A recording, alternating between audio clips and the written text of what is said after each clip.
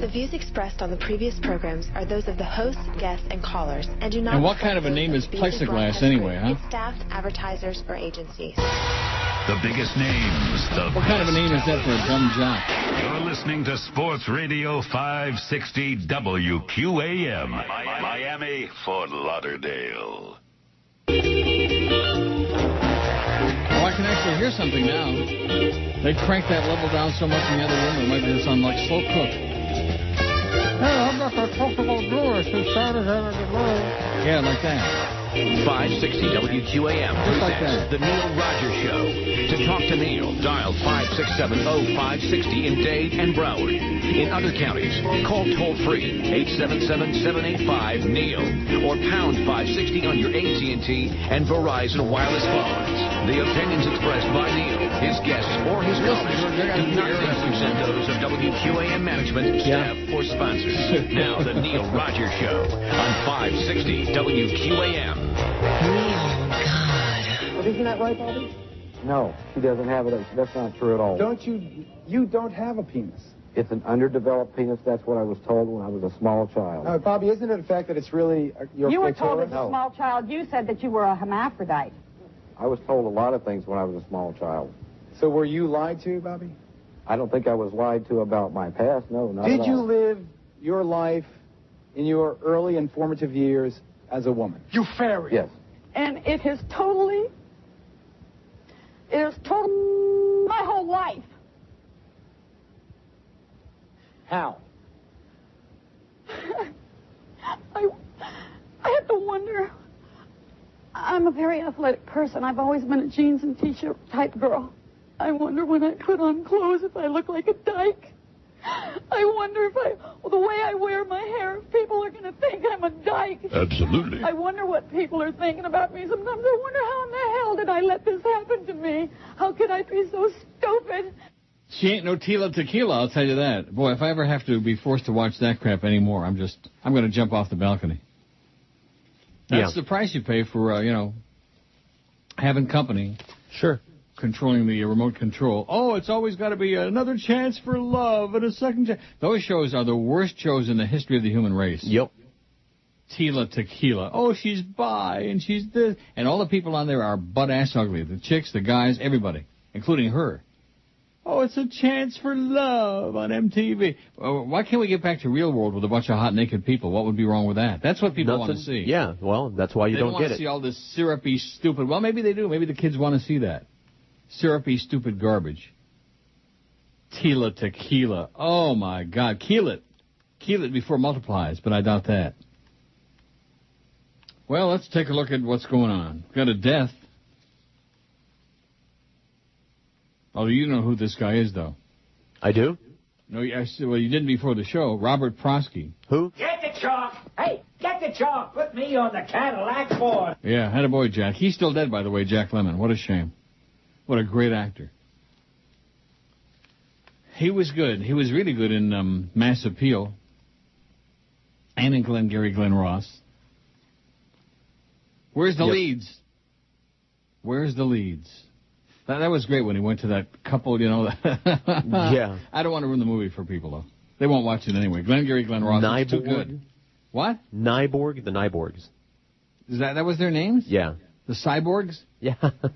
I'll be damned. Dow is up 64 points, by the way. We're going to take it real easy from now till the end of the year. It's the holidays, And I can see the audience is taking it real easy, too. There's not much going on with the emails. Not that we would want to read on the air. There's some crap, but, Oh, yeah, and you're wrong about this. Go to hell. I'm just deleting and blocking and deleting. And That's the way it is. Just like that MySpace page. I haven't had an email from anybody on the show MySpace page since before Jesus was a little tiny infant. Robert Prosky died, 77. 77. How, how often that number comes up? A lot. I wonder if there's something for you, to apparently. WABC! 77. Those are the days, man. Those were the days. And now look what we got. Oh.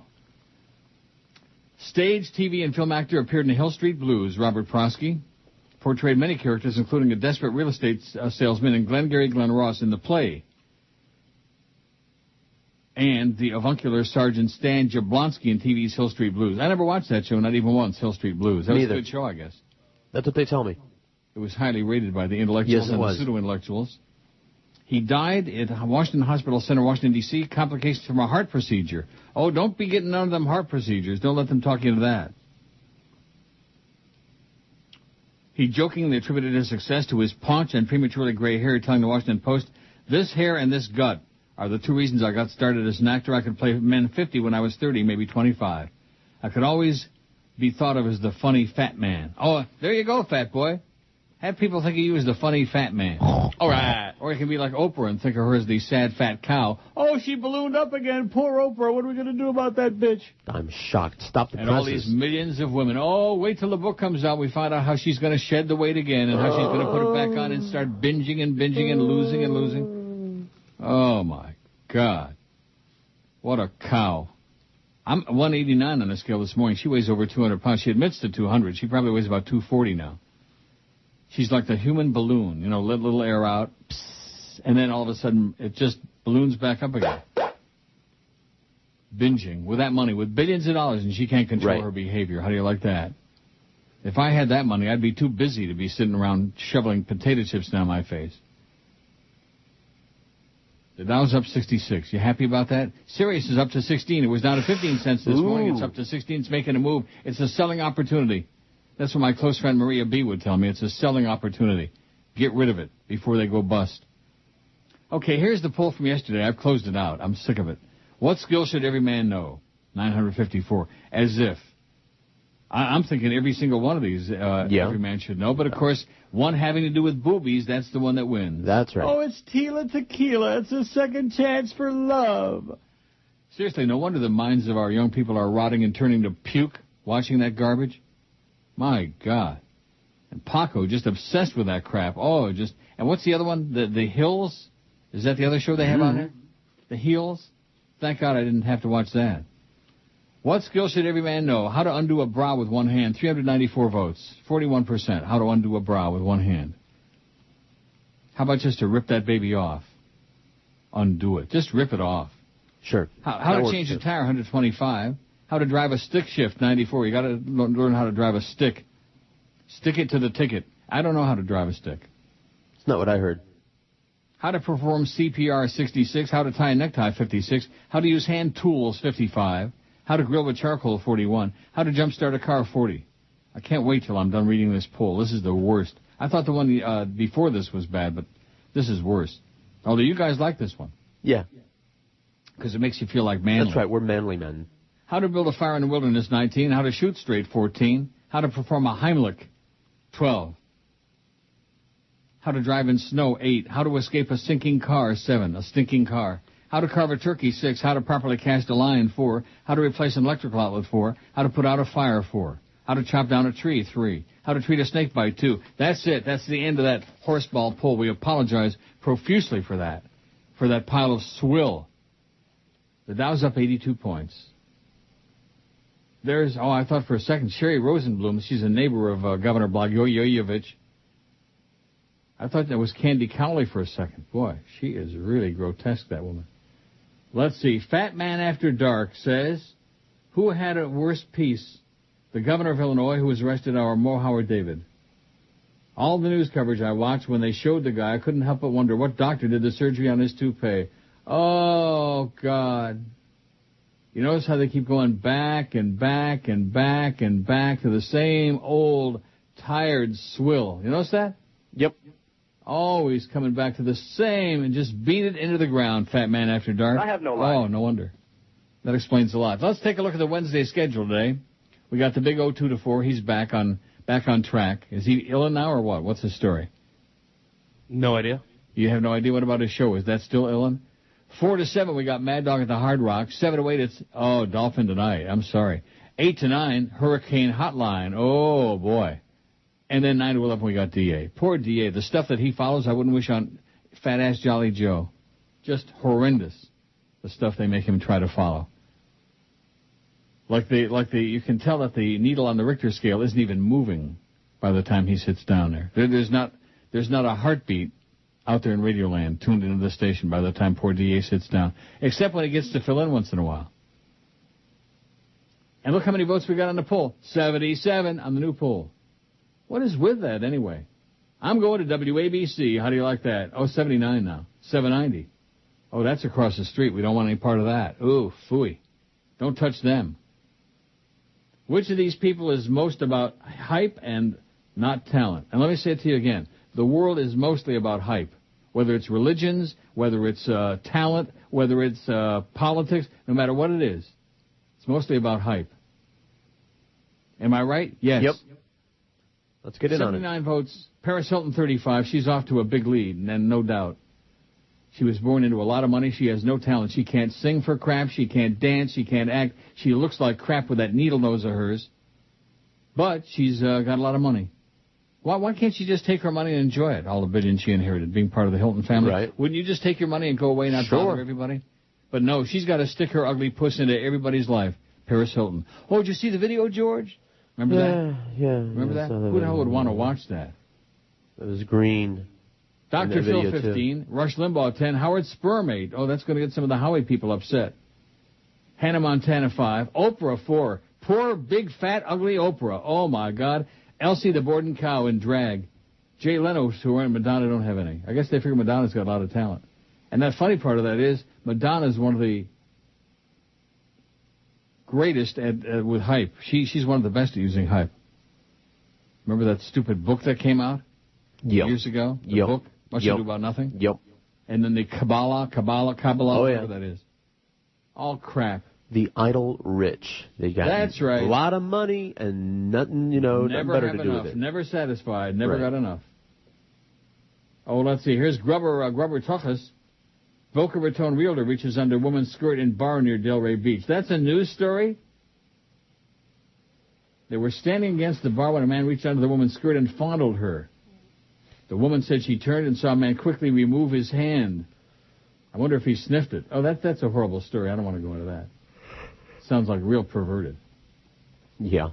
Here's one that says from Donna and Roger, MTV sucks. I'll get into that after the break. MTV is good. They don't show any music videos anymore. They haven't for years. And they put on these insipid, idiotic stories. It would be one thing if there were like a bunch of hot people on there. Tila Tequila. Oh, it's your turn for love. It's another chance for love. And of course, all these shows, it's like the American Idol syndrome. All these shows about other people being humiliated, degraded, and eliminated. That's what people want to watch. Right. Because it makes them feel better about themselves. You do understand that? Sure. People want to watch other people being tossed off the show. Oh, is this the week you get to Dancing with the Stars? All of those shows. Oh, you're going to have to leave. You're ugly and you're gross and you smell really bad. The biggest names. The best talent. This is Neil Rogers. Sports Radio 560 QAM. The sports leader. No portion of this program may be reproduced without the express written permission of WQAM BC Broadcast Group, Incorporated. Neil Rogers got. It's the all-new Leave It to Beaver, starring Barbara Billingsley, Hugh Beaumont, Tony Dow, and Clint Eastwood as the Beaver.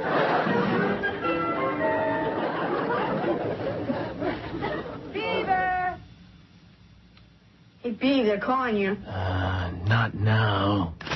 I'm cleaning my gun. Beaver! That's my name. Don't wear it out. Now look, Beav, whatever you did, don't drag me into it. Now look, Beav, I know what you told Miss Canfield, but just between us men, why didn't you go to the cafeteria for lunch? Well, if I tell you, you're not gonna like it. That's ridiculous. Now, come on, tell me. I lost my lunch money at the racetrack. Again? Oh, Beaver. Your mother and I have been very patient with you, but this habit of losing money has got to stop. How come you're so mad? You don't win out there all the time either. I'm not mad at you. But we've got to do something about this business of losing money. Yeah, you're right, Dad. Give me $10 and I'll win it all back. In fact, make it 20. Okay, Beaver. But what's that got to do with Luke Halpin? 10:18. Luke Halpin is 61 years old, okay? Oh, my God. That makes me feel 150, you know? Yeah. I've got something coming off the printing press right now that's going to make your innards clack. Really? I was up 120-some point. And it's from my close personal friend, little Tommy Jicka. who forwards me an email he got from Stan Major. I guess Tom was doing some investigative reporting until you got the email from Stan replying to yours? I reckon. Stan Major, dead or alive, it says. And Stan replies to little Tommy Jicka, I'm fine, healthy as a 40-year-old. You might be interested in this. A few months ago, I contacted Ken Charles, Queer Channel Miami, offering to do a live local show for Peanuts. Misspelled, by the way, Stan. Stan was never too bright. Peanuts, P-E-N-U-T-S. Peanuts. He ought to be doing penance for that $2,000. He invited me to send him some stuff from the Neil Stan days with those huge ratings, which I did. With those huge ratings.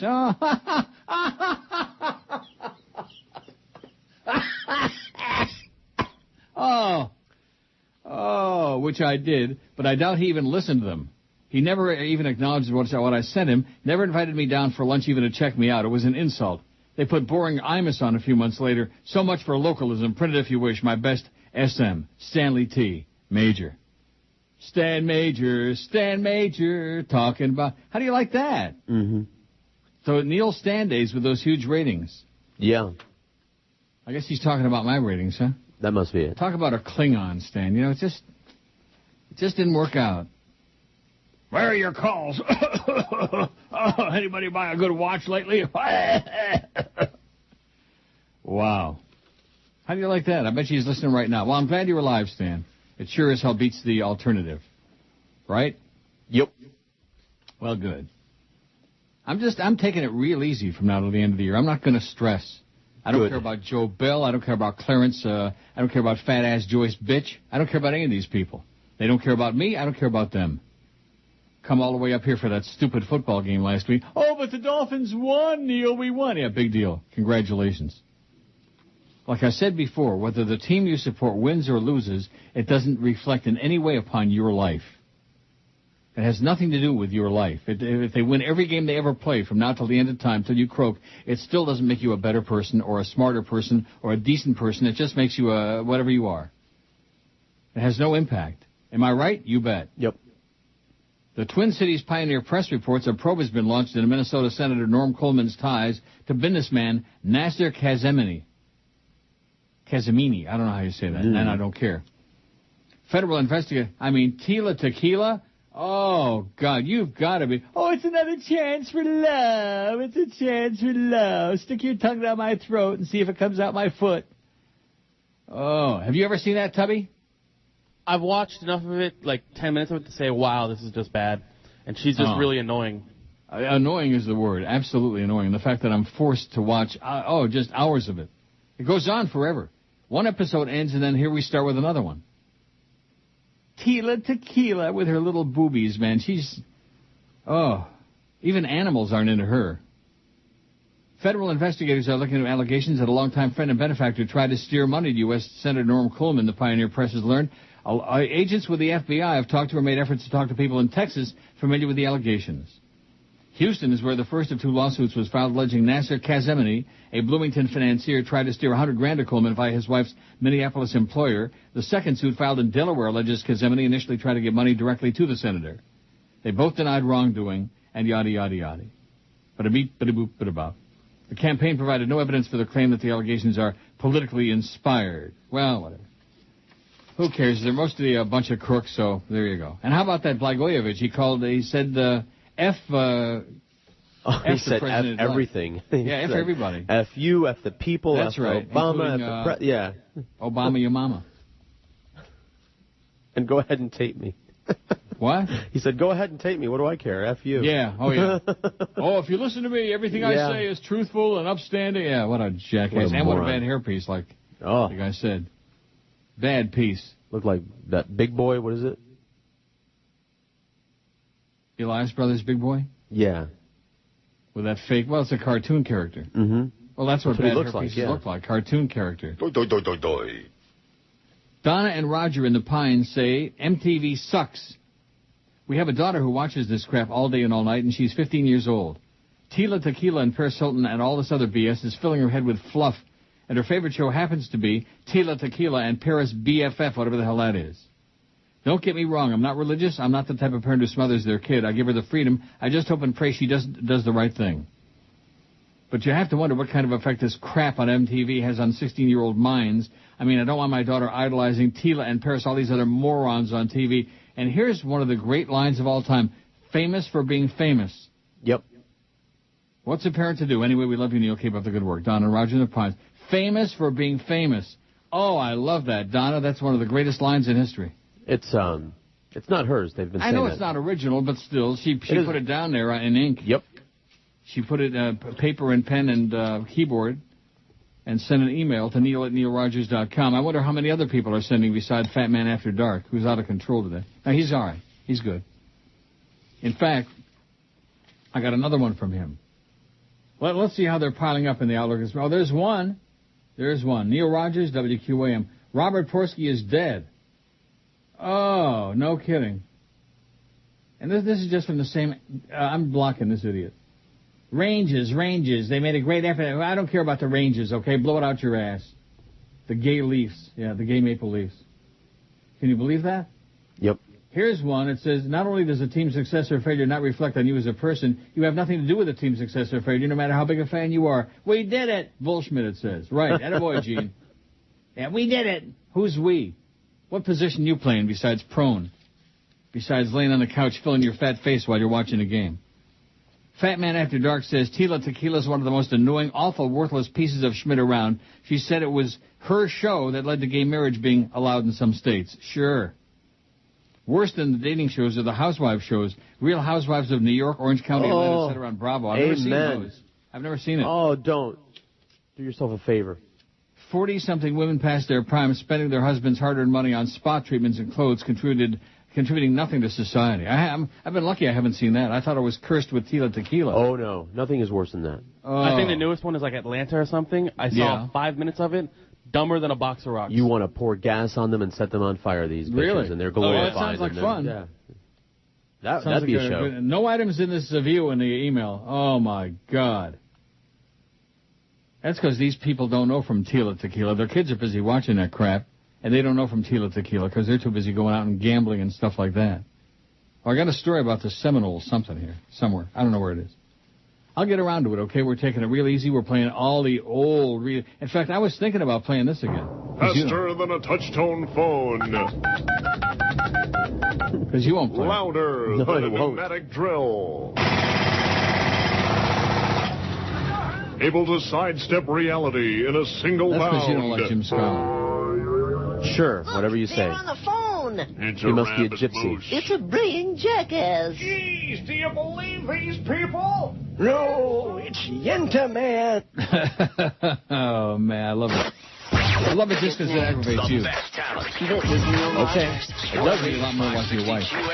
The sports leader. The biggest names, the best talent. It's the Mad Dog, Jim Mandich. Afternoons, 4 to 7. Sports Radio 560 QAM. The sports leader. You're a bastard. It's the all-new Three Stooges, starring Curly Howard, Larry Fine, and Clint Eastwood as Moe. All right, you knuckleheads.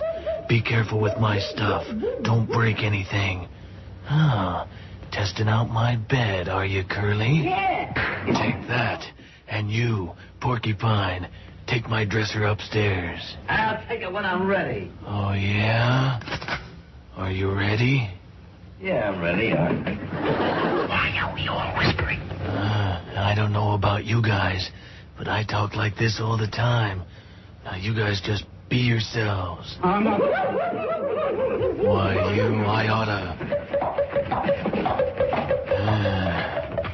What a bunch of fools. This is gonna be a long season. And don't forget that part. Boy, I can't believe that they actually had the ass board close to it on there. How do you like that? That was back in the day, huh? Mm-hmm. I'm going to get all these old ACN discs out of here. I only got like 600 of them. Oh, and look at this. What? The Wheel of Meat? Yeah.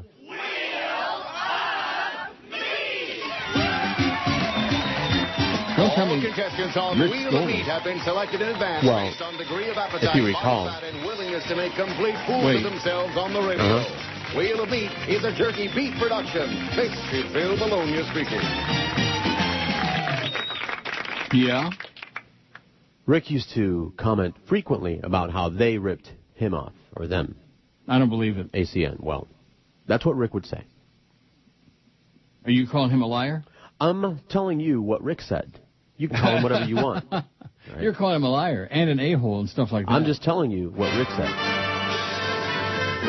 This is perfect for our crowd. Spinning the dial to bring you the constant anxiety of jerks. The thrill of hit music. The agony of our jokes. Hey, boy! This is the wide world of dorks.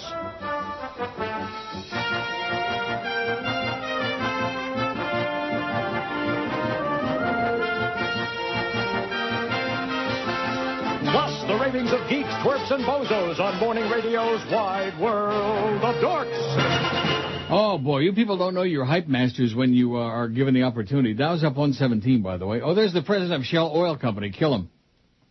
165 votes. Which of these people is most about hype and not about talent? Paris Hilton, 72. She's winning hands down her pantaloonies. Dr. Phil, 30. Rush Limbaugh, 22. Howard Sperm, 17. Oprah, 10. Big fat cowie Oprah, 10. Hannah Montana, 9. Jay Leno, 5. And Madonna don't have any. She's the mistress of hype. But she don't have any. Can you believe that? Maybe she just got too stiff competition there. Yeah. Or maybe that Kabbalah worked for her, you know? Right. That Jew crap. Keith says, now this makes no sense to me. It says, I was just thinking about your old WIOD days. I saw you at a remote somewhere in Sunrise. You were at a Chili's or somewhere like that. I don't think so. One of your handlers or salesmen, one of your handlers. Mm-hmm. Maybe it was a manhandler. Or a salesman who had curly red or blonde hair said, I look like Pete Rose. Then he said, I didn't look like Pete Rose. What a PR, I thought. I can't say the word. Yeah. Rhymes with Nick. Says Keith. Do you remember anything like that? No. A remote in Sunrise at Chili's? I don't think so. I know where the Chili's is. That's where I met Rimmer, where he invited me to buy him lunch. First time I ever met him. At the Chili's there on Sunrise Boulevard, you know, in Sunrise. I see. Across from the Sawgrass. That's where I first met Rimmer, and that was, unbeknownst to me at the time, that was the first of dozens, maybe hundreds of meals I'd be buying for him. Oh, my God. Talk about a schnorrer. Brandon says there was a time that all I would watch was MTV. Because at the time, MTV had some of the best shows and still showed music videos. I remember those days. It was hot. However, that was 8 to 10 years ago. Real World used to be a good show. Now it's trash. Yep. All the music shows are gone. Beavis and Butthead are gone. Even the award shows are crap. What used to be a thriving network has been diminished to a channel for rich, spoiled brats to show off to their friends. Paris Hilton to get more TV time, and no-name nobody's getting a show so they can get a date or get laid. Like Tila Tequila. It's a chance at love. It's your chance at love. No, you got to go home. You're ugly. You're gross. And all these guys with tattoos come on there. And they all say the same thing. We don't want guys with tattoos. So why do they invite guys with tattoos on the show? To get shot down. Yeah, so they could say that. Oh, my God. The one guy they had on last night, he had, like, tattoos on his neck. I mean, oh, gross. Plus, even without the tattoos, he was as schmutzy as they come. Nasty looking. Real dirtbag. It says that's just 3 of the 15 or 20 garbage shows they currently have. Well, thank God I don't get forced to watch the other ones. The Hills. Oh, and then, of course, the, what's his name, the wrestler? Hulk Hogan? Hulk Hogan. You know, this is like a disease. Yeah. Ozzy, Ozzy and the Family, that was some funny stuff. And then we went really downhill with the Gotti Family. That was real garbage. And then, of course, what's his name from Kiss? Gene, what's his name? Simmons. From Kiss. Gene Simmons, Family Gene Jewels. Simmons. And now we got Hulk Hogan and his daughter and his gay son. His scummy family, every last one of them. Right, including him especially. Right, him, her, the mom, the son, the murdering son. And they keep infesting the TV screen with this crap. I realize nobody makes you watch it, but how can this... And a lot of these bad shows are on A&E, and what have I been telling you about them for the last couple of years? It used to be like an intellectual network. They used to have some really, really good stuff on there. And once in a while they still do. Like American Justice with Bill Curtis. American Justice. But generally speaking, they've got a bunch of turd on there. Oh. What kind of people are growing up watching that swill? Besides morons. Morons. You said it. Oh. Jesus says, speaking of morons, he's talking about the silly Brits. They invented moronity. Moronicity. Good morning. Just a comment regarding hype. How about the entire silly British royal crap family? I guess the stupid bitch that got killed in the car was the main one.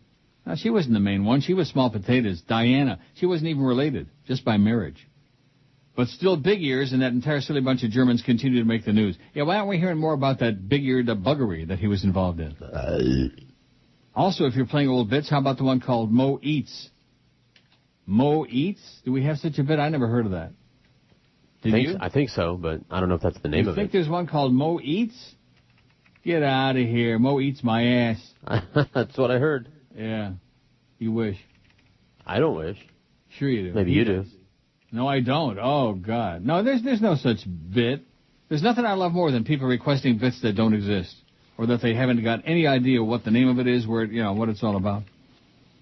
Kathy says, was listening to an archive show and heard you discussing spray-on condoms. Remember that? Yep. I used to work for a TV production company that produced infomercials and syndicated how-to shows. I did research for the producers, finding products to be featured in the show segments on at about 3 a.m., and decided to contact them for our health show. Spoke to one of the inventors on the phone. He was a difficult interview because he was from South America and claimed he didn't feel comfortable discussing things like this with a lady, but I had to ask one pressing question. Their website had a video demonstrating the application of their solution on a broomstick or something, and was absolutely 100% form-fitting. And whereas the common version of a condom requires a bit of room or reservoir tip for that magic moment, as the drifters would say. Now, as Jay and the Americans would say, this magic moment. Boy, that's a great song by Jay and the Americans. I mean, the drifters did that too, but not like Jay and the Americans. That Jay Black, man, he could belt out a quarter-ounce of sound like nobody. He was good. You got it? This magic, huh? Looking. Da-da-da-da. It starts out with that little guitar crap. Like that? See? Da-da-da-da-da. And I don't have it by the drifters. Good. Good. Nobody can touch Jay and the Americans. And at this stage, who would want to? This magic moment. Boy, he is just... So different and so he looked as good as he sounded. I would have been chasing his ass down all over the country. I'd have been on a Greyhound bus. A Gayhound. It said, I asked this man, what happens with your product at that point? Does it stretch? Could it break? Does it back up the plumbing and someone loses hearing? I mean, I've made someone laugh and shoot milk out their nose, but this is ridiculous. This guy got all flustered, refused to answer the question again, claiming it wouldn't be proper to discuss that, but it didn't sound genuine. It confirmed my suspicion these guys know this will never be practical for use. However, there's a lot to be money to get made in getting people to invest in research and development funds, out of which you're paid a salary for however long you keep convincing people that this has promise. It's like Ron Popeil and that hairspray. Remember that? Yep. The spray on hair. Don't go out in the rain, but that interview or took place at least 3 years ago, and they've been at the same stage of development since then. Nice work if you can get it, says Kathy. Thanks, Kathy. Spray on condom my ass. The biggest names. The best. Maybe that's what they should spray. Rogers. Sports Radio 560 QAM. The sports leader. The biggest names. The best talent. It's the DN Show. Weeknights from 8 to 11. Here on Sports Radio 560 QAM. The Sports Leader. This is the most disgusting program. I urge everyone to complain to this station. Absolutely. Finally got a call here. The number one rated Mohammed David in the show. At least according to my aspirations. Stay away from me. I don't even know how you have children. Miramar, hello. Yes, I want your take on Jay Fiedler. Oh, well, Jay Fiedler is a great quarterback and a good Jew. I like Jay Fiedler. Well, not to mention he's got extraordinarily smooth buttocks. Oh, yeah! Yeah, but you gotta be careful what you say here. Okay, Doc. Thank you, Mo. No, wait a minute. Don't go. But I have nothing else to say.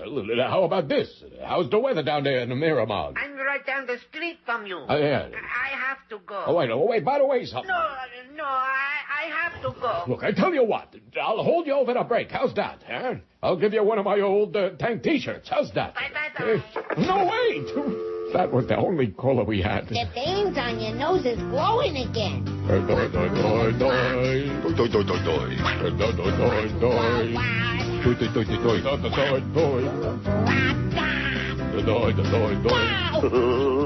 big purple stains on your nose and on your face, and around those oozing pimples you call eyes.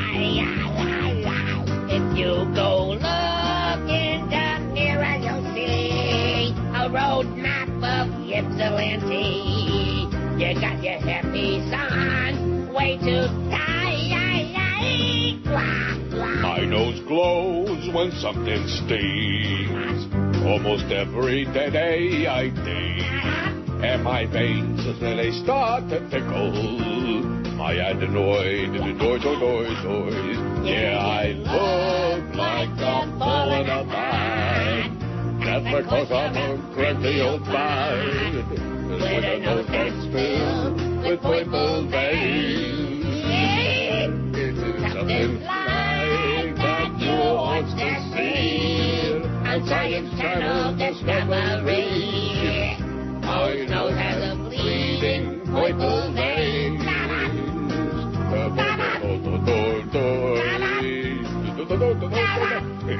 Try to unsick me. 1047 at QM. Let me ask you this question, since you're the expert on all things obscure and not... Oh, the sun is shining. Look at that. It's sunny and beautiful out there. I just realized that. That's not the question. And cold as a witch's ass. What was I going to ask you? Oh, yeah, about purple veins. Okay. Now, you've seen guys, as they get old, their nose gets big and red, and you can actually see the purple veins in them. You know what I mean? Right, like varicose veins on your nose. Right, that's right. Varicose veins in the nose. Yes. Now, does your nose get bigger as you get older? That's my question. It does? Yes, and ears and feet. Ears? Ears. Oh, never, poor Prince Charlie. Never stop growing. Can you imagine the crown they're going to have for that queen? Holy cow. Wow. We got 200 votes on the poll. Let's see how the Outlook Express. No items in this view. You know, they come in spurts. Ask Peter North. He'll tell you about that. He'll tell you how it works. Which of these people is most about hype and not about talent? Well, Madonna finally got a vote. I mean, I just don't get it. I remember when Donny Osmond was on my show on IOD 100 years ago, and he was really bitter about Michael Jackson and Madonna, talking about how both of them were strictly about hype and everything, all these phony things they did to get attention, even negatory things. Yeah. Although the last one didn't work too well for Michael, though. No. 204 votes. Which is most about hype and least about talent? Paris Hilton, 90. No talent, none. What about, what's her name? Tila Tequila. Oh, yeah. Although nobody knows who that is. It's not worth putting around. I mean, a couple people who, you know. Tila Tequila. If that isn't the worst Schmidt in the history of television, even Mr. Wizard, Don Herbert, is rolling over in his grave, the fact they put that on TV. It's a second chance at love. Are you a dyke? Are you straight? Are you both? Are you earring in your ass? Have you got enough tattoos to make me want to puke? Oh, my God. All the emoting. See, the one thing about reality shows you can go to the bank on, that is there's no reality. It's all scripted. It's all fake. It's all about as real as the Jerry Springer show, those fights, you know. It's all as real as that. And these dumb shut-ins watch that crap in the afternoon. And, of course, these dumb kids watch MTV.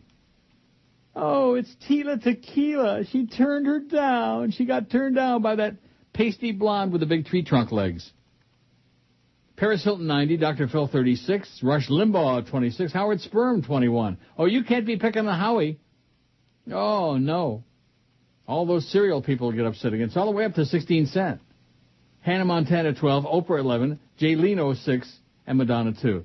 Oh, yeah, Jay Leno's going to be on at 10. Well, guess what? I didn't watch him at 11:30. I'm not going to be watching him at 10. Or any other time they put his ass on. I wouldn't watch him if you paid me by the second. Talk about luck. Talk about mazel. He used to fill in on Carson, and then Carson retired and then croaked, and now Leno's a big shot for the last time. Did you ever see that movie? Because it was actually very interesting. What's about how he got the deal and... No. I don't know if it was Kathy Bates or somebody that plays the agent that actually muscled... I wish he would take to his kneecaps. Yeah, muscled the whole deal through. It was actually very interesting. A lot of insightful stuff in there. Really? Yeah. What movie is that? I don't... Sounds even better than the thing with two heads. I'll look it up. It was actually very, very interesting and very well done, especially if you don't like Jay Leno, because it shows you how it happened. It was not based on him love Jack Parr. or his Jack ability. Parr was great. I It love was Steve all Allen her. on that show. Like the kind of agent everyone should Amsterdam, have. A little. What? I liked Hans Conried and Hermione Gingold. Oh, it's because you're an old fart. Well, I don't think young people are that much into Jay Leno. I could be wrong about that, but nevertheless.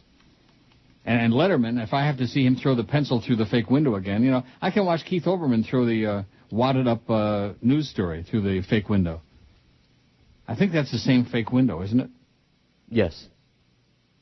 How do you know? Making it up. Charlie says, just heard you talking about Luke Halpern. Well, first of all, that's not his name. He's not Jewish. He's probably circumspect, but he's not Jewish. Well, at 10:45 Eastern Time, Flipper's New Adventure is on Turner Classic Movie Channel, TMC. Happy Chanukah, he says. Isn't that what you were watching?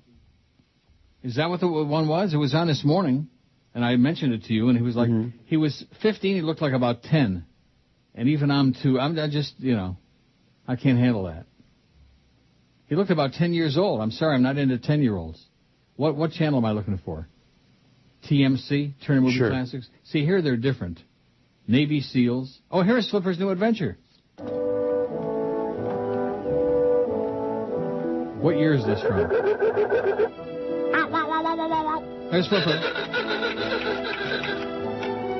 Oh, no, this is not the same one. He's older here.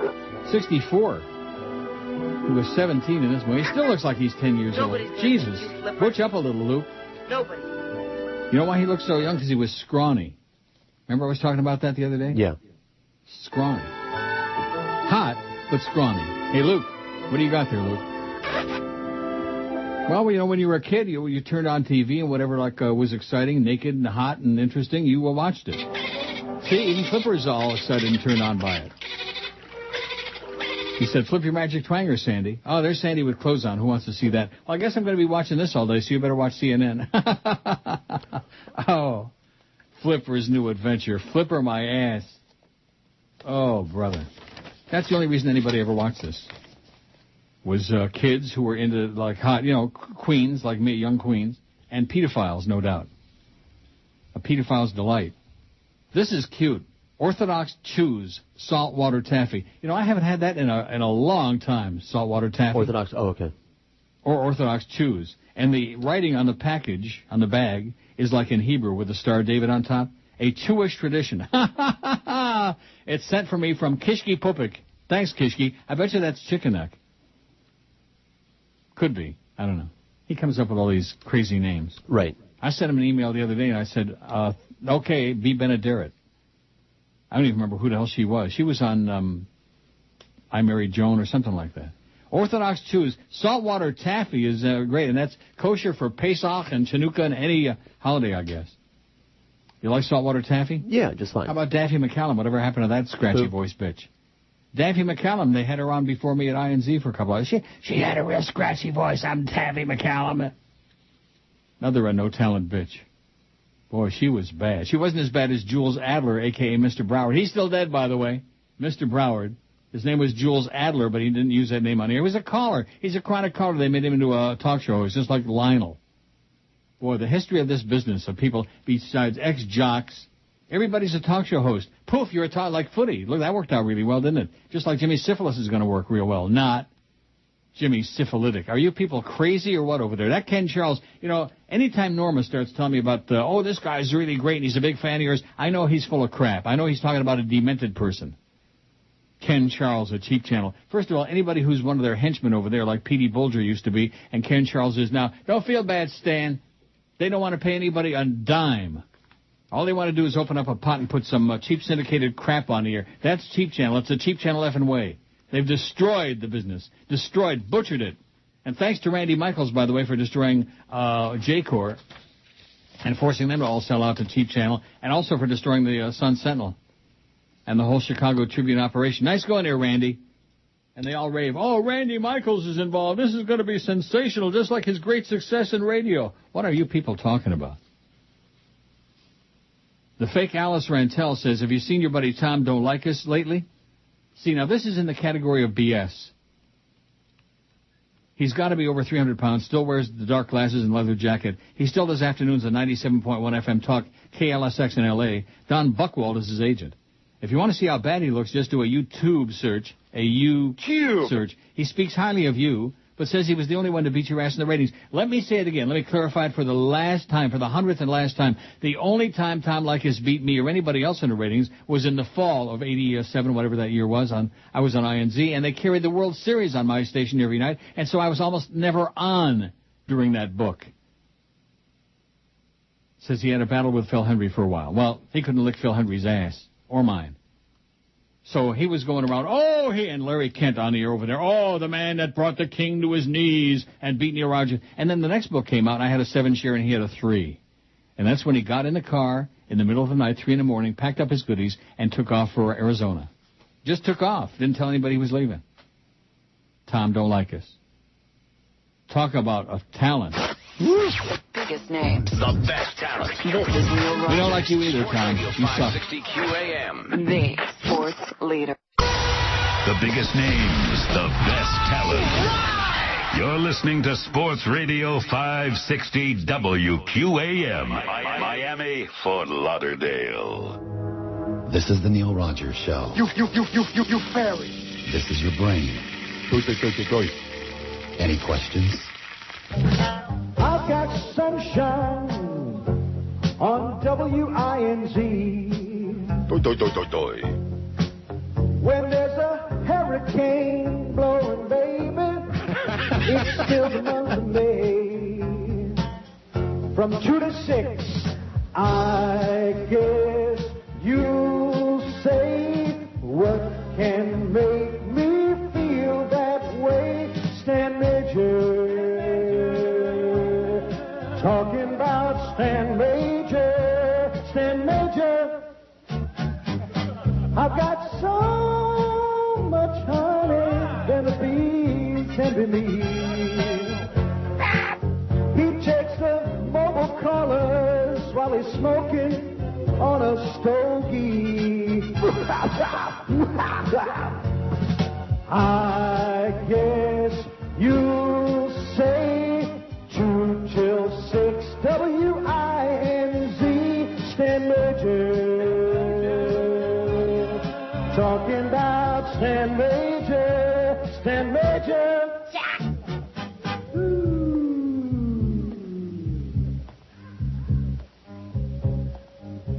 Get ready to do the hey, hey, hey. Hey, hey, hey. Hey, hey, hey. Woo, yeah. I don't need no other station on my radio. I got 940 locked in, baby, with Stan Major on my radio. All together now, everybody. I guess you say WINZ today. Stan Major. Talking about Stan Major. Stan Major.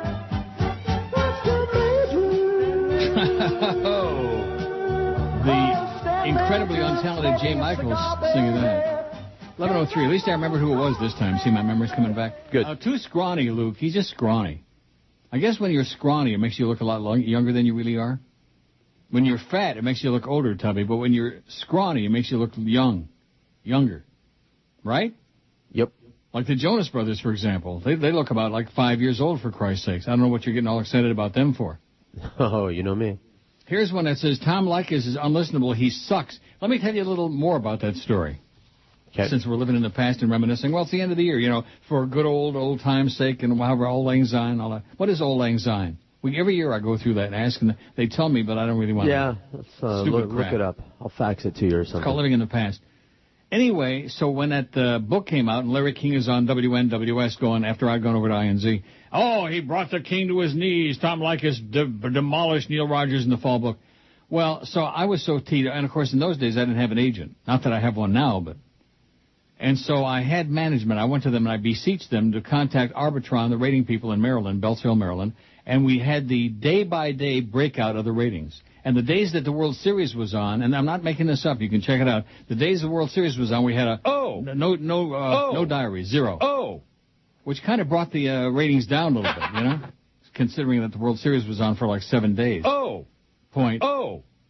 Kind of like Billow's numbers on the radio in this market before he took his radio show off. Don't worry, Luke. I'll come and save you. There must be a pirate ship there. The Pirates of Penzance. Maybe it's Johnny Depp coming to get Luke Halpin. I'd sure like to see that. So Alice is back again, the fake Alice Rantel. I challenge you people that are like Manny Munoz and all the other radio misfits that are sitting around writing this, although some of it's fairly interesting. Well, why not use your real name? Well, what's the matter? Were you in a closet or something? You afraid you're going to get canned by Ken Charles over there at Cheap Channel? You losers at IOD? What a horseball station that is. They ought to just put a big swastika on the front door in that place. Nazi radio. Including that Jimmy Syphilitic. Oh, my God, what a loser. And you know damn well that's the reason that they didn't contact me, aside from the fact they hate me like poison. But you know damn well that they wouldn't have contacted me when they were up here because Jimmy was part of the entourage. They couldn't have just said, oh, Jimmy, you stay back at the hotel. You go cruise down there on Young Street or something, and we'll go, to lunch with Neil. They couldn't do that, could they? Not that they wanted to, nor did I want, But it just would have been a nice gesture, just like sending you a birthday card or me one, Yep. Right? Did they put a balloon in there? At least you're there. They have no excuse. Oh, well, you're not here. We didn't know when the mail would show up, even though Right. FedEx shows up the next day, Did that check come, the envelope come for you yet, or what? Not yet, no. That better show up this week. I mailed it out on over the weekend. Friday, I guess. I'm sure it'll be for you and Pain in the Ass Cordis. Fake Alice says, I just heard you read the email from Stan Major. Why don't you bring him in to talk about old times on WINZ? Oh, my God. Can you imagine that? You think Johnny Dork was bad having him in there sucking up free food. Can you imagine Stanley T. Major blowing stogie smoke in your puss? It says you forget the good times you had when he followed you on WINZ. This was during the Miami Vice days, and Stan was obsessed with Don Johnson. Maybe he can bring in all those classic carts, signed Fake Alice. Oh, yeah. Oh, my God. I wouldn't be surprised if Stan is sending some of these, would you? I wouldn't be. He's listening. And you know who else is listening right now? Don't guess, because I won't be able to find it. I'm a little slower than I used to be, being an old toad like I am now. An old turd. I'll find it. Come on now. Oh. I don't know what it's under. Oh, here it is. I'm listening. That's what it's under. Yeah. He's listening. Mm-hmm. I'm listening. Just like he did when he was on the station. 24/7 listening to this. I don't think he ever got any sleep. Calling in off the air, calling in to Hank. That was really something. Calling in to Joe Rose. Remember that? Called him an a-hole off the air. Yep. Poor Luke is lost at sea, I think, in his little rowboat. Maybe he needs me to come and fix the engine. Engine killer. Here's one that says Ray Leno. It was a TV movie called Late Night. Doesn't ring a bell? Yes. Well, why didn't you let out a exclamation there? Let out a geschrei. Oh yeah. You're kind of like low key right now, like I am. I'm very low key. Yeah, I don't know why. Man, I'm just very mellow. I can puke any minute now. Are you really? I'm all dizzy. From what? I don't know. Somebody tainted George's food yesterday. Must have been, or the day before. I haven't he been got into some right. bad taint. Yeah. And I don't know. Anyway, yes, Late Night, very good movie. I think Kathy Bates is the agent. It's all about her, the movie, pretty much. Really? And you get a lot of insight about the business and how it happened. And yeah, you want an agent like her. I was trying to tell you that earlier. Let's see. Dr. Phil Blows Mooseball says this email. I can't stand that loser. He's such an ass. Another no-talent bitch you should add is Kathy Lee, says Bill Curtin. Yeah, but Kathy Lee we don't see anymore, thank God. Right? Right. She's back on Today Show. She is? Yeah, that extra hour or something like that they do. Kathy Lee Gifford? Her husband's a no-talent, too, but at least he was a hell of a football player. That would be horrible broadcaster. He was part of the jockocracy that Cosell used to scream about, which is funny because Cosell was on those Monday night games with Gifford and Dandy Don. Turn out the lights, the party's over. Oh, boy. And now look what we got. Now we got all these people. Who the hell are those three clowns? Mike Tirico, is that the guy? The play-by-play guy, yes. On Monday night. And then you got that awful Tony Cornholer who has nothing to say. He's like Dennis Miller. He thinks he's very funny, but he's not. You think it's a joke, but it's not. 255 votes. Boy, they're just trickling in on the emails today. That's not a good sign. They're all probably watching The Adventures of Flipper from 1964. That's right. You shouldn't have done that. Shouldn't have done what? Told people that was on. Yeah, that's right. Well, nobody should have told me. I'm watching it now. And Sandy's all alone there on the island. He's drinking guava juice or something. Boy. Scrawny, but he sure was pretty. He was a pretty young man, but scrawny. He looks like about 5 years old. And Flipper saying, gee, butch up a little bit, sweetheart. You look like a real pansy. That's one thing about Luke Halpin. We never heard such rumors. I'm sure he was married and procreated and had like a whole bunch of kids and, you know. Right? Right. Good heterosexual boy. That's what America needs, not these pansies. Not the like Jesse McCartney, for example. I never heard of him before, but I just took one look at him and I thought to myself, oh. You fairy. Yeah. Well, that's not really what I thought. I thought, oh. I thought, oh, God, that's good. Too faggy lately, Neil. You're too faggy. Well, that's what George wants. He wants me to be a real old fag. Yeah. Off the air. The hell it's not. Oh, here's another one that's got like Chinese letters on it. Another idiot who doesn't know how to send. Now, what were you telling me about this yesterday? Because I can't figure it out. I forgot to tell you, we could play with some settings to see if it is something on yours, but probably not. I don't get that many of them. I get like maybe 2 or 3 a day like that. And I'm sure they have nothing to say anyway. 261 votes on our world-famous pool. Our goal today is 500. Let's set a real high bar there for Fat Chris.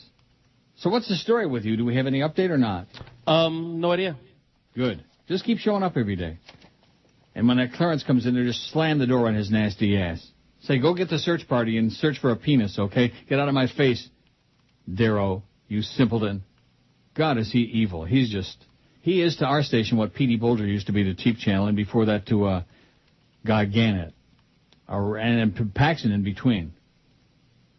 Remember that dinner we had at wherever the hell it was, which is now out of business? Jack's. Bert and Jack's. Petey Bolger and Rana Fink Wolf. Oh, we've decided you're going to be so happy, you guys. We paid Steve Nickel to go away. Yeah, and? Oh, here's one from the fake Clarence. We'll get to that after the break. Thank God we're starting to get in touch with the fake Clarence. Which of these people is most about hype and not about talent? Paris Hilton, 119. Dr. Phil, 43. Rush Limbaugh, 32. Howard Stern, 26. Oh, my God. Howie's people are going to be really poor. Baba Booey's going to be foaming at the mouth. Oprah, 15. Hannah Montana, 14. Jay Leno, 8. And Madonna, solamente 4. All I got to do is spot. And you didn't even interrupt me. You didn't correct me. You didn't say, boy, Fatso, you got a spot to do. Why didn't you realize it? You did? Yep. 12 minutes past 11 at 560 WQAM. The big names, the best talent. It's the Big O. Orlando Alzagari. Afternoon, 2 to 4. Sports Radio 560 QAM. The sports leader. Ew, God. It's the Andy Griffith Show, starring Andy Griffith as Sheriff Andy Taylor, Francis Bavier as Aunt Bee, Don Knotts as Barney, and Clint Eastwood as Opie. Opie, did you tell your father what happened in school today? Hell no. I had a call from the principal this afternoon. The principal? Hey, B, you're not only old and wrinkled, you got a big mouth, too. What is it, Aunt Bee? Oh, it's not at all surprising. What is it? During lunch period, your son handcuffed Ralph Baker to the flagpole. You did what? But Paul, he was being an asshole. Young man, what kind of language is that? It's English. I wouldn't be in this trouble now if Barney hadn't given me those handcuffs. Doggone it, Ope. I told you not to use them on real people. Barney, I'm surprised at you. You too, Opie. Wait a minute. I play like a good lawman, and you say you're surprised? I say you should be proud. Right, Paul? Proud.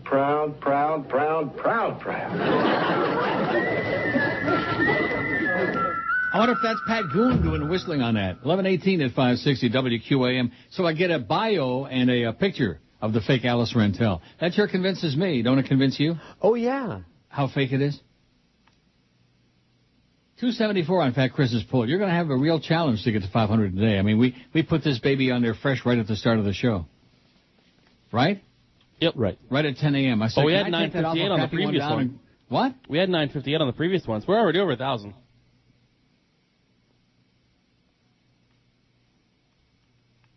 Isn't that how it works? No wonder you're getting canned. Say what? Here's one that says, Neil, I have to agree with Tricky that Key Biscayne is absolutely the most beautiful place on earth. Absolutely. Every time I drive across the causeway, I'm simply awed. It takes my breath away. Key Biscayne is, it's pretty. It's not the most beautiful place on earth. The most beautiful place I've seen is Hamburg, Germany. I don't know what the name of the river is there. But we stayed in a hotel that was like right on the river. It's just a beautiful city. I'm not saying I liked Hamburg. I didn't. It's no Berlin and it's no Cologne. But boy, talk about beautiful greenery, parks and that big lake. Anybody out there know the big lake in Hamburg?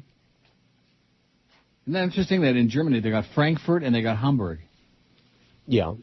See the connection there, the concoction between Hamburger and Hamburger and Frankfurter? Mm-hmm. Frankfurter? Fake Barry Jackass. I think we already had this yesterday, but some of these people is Bubba on the way out at Sirius? We don't care. Maybe some of you people, I've never heard him, so I'm not going to pass comment, but I will say this, anybody I know in the business who has heard him said that he's simply Tampa Redneck Radio at its worst. That's what I've been told. Kind of like Ron and Ron warmed over all over again. Is Bubba the Love Sponge planning an immediate exit from Sirius Satellite Radio? Asked the fake Barry Jackass. Last Friday, Bubba ranted against Sirius management, ripping into their decision to sign a lucrative contract with Martha Stewart and claiming the company does not promote his show on Howard Stern's channels. He also said goodbye to his listeners in case it was his last day on satellite radio.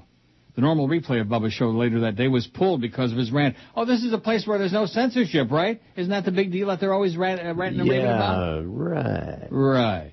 As long as you suck Howard's ass, then there's no censorship.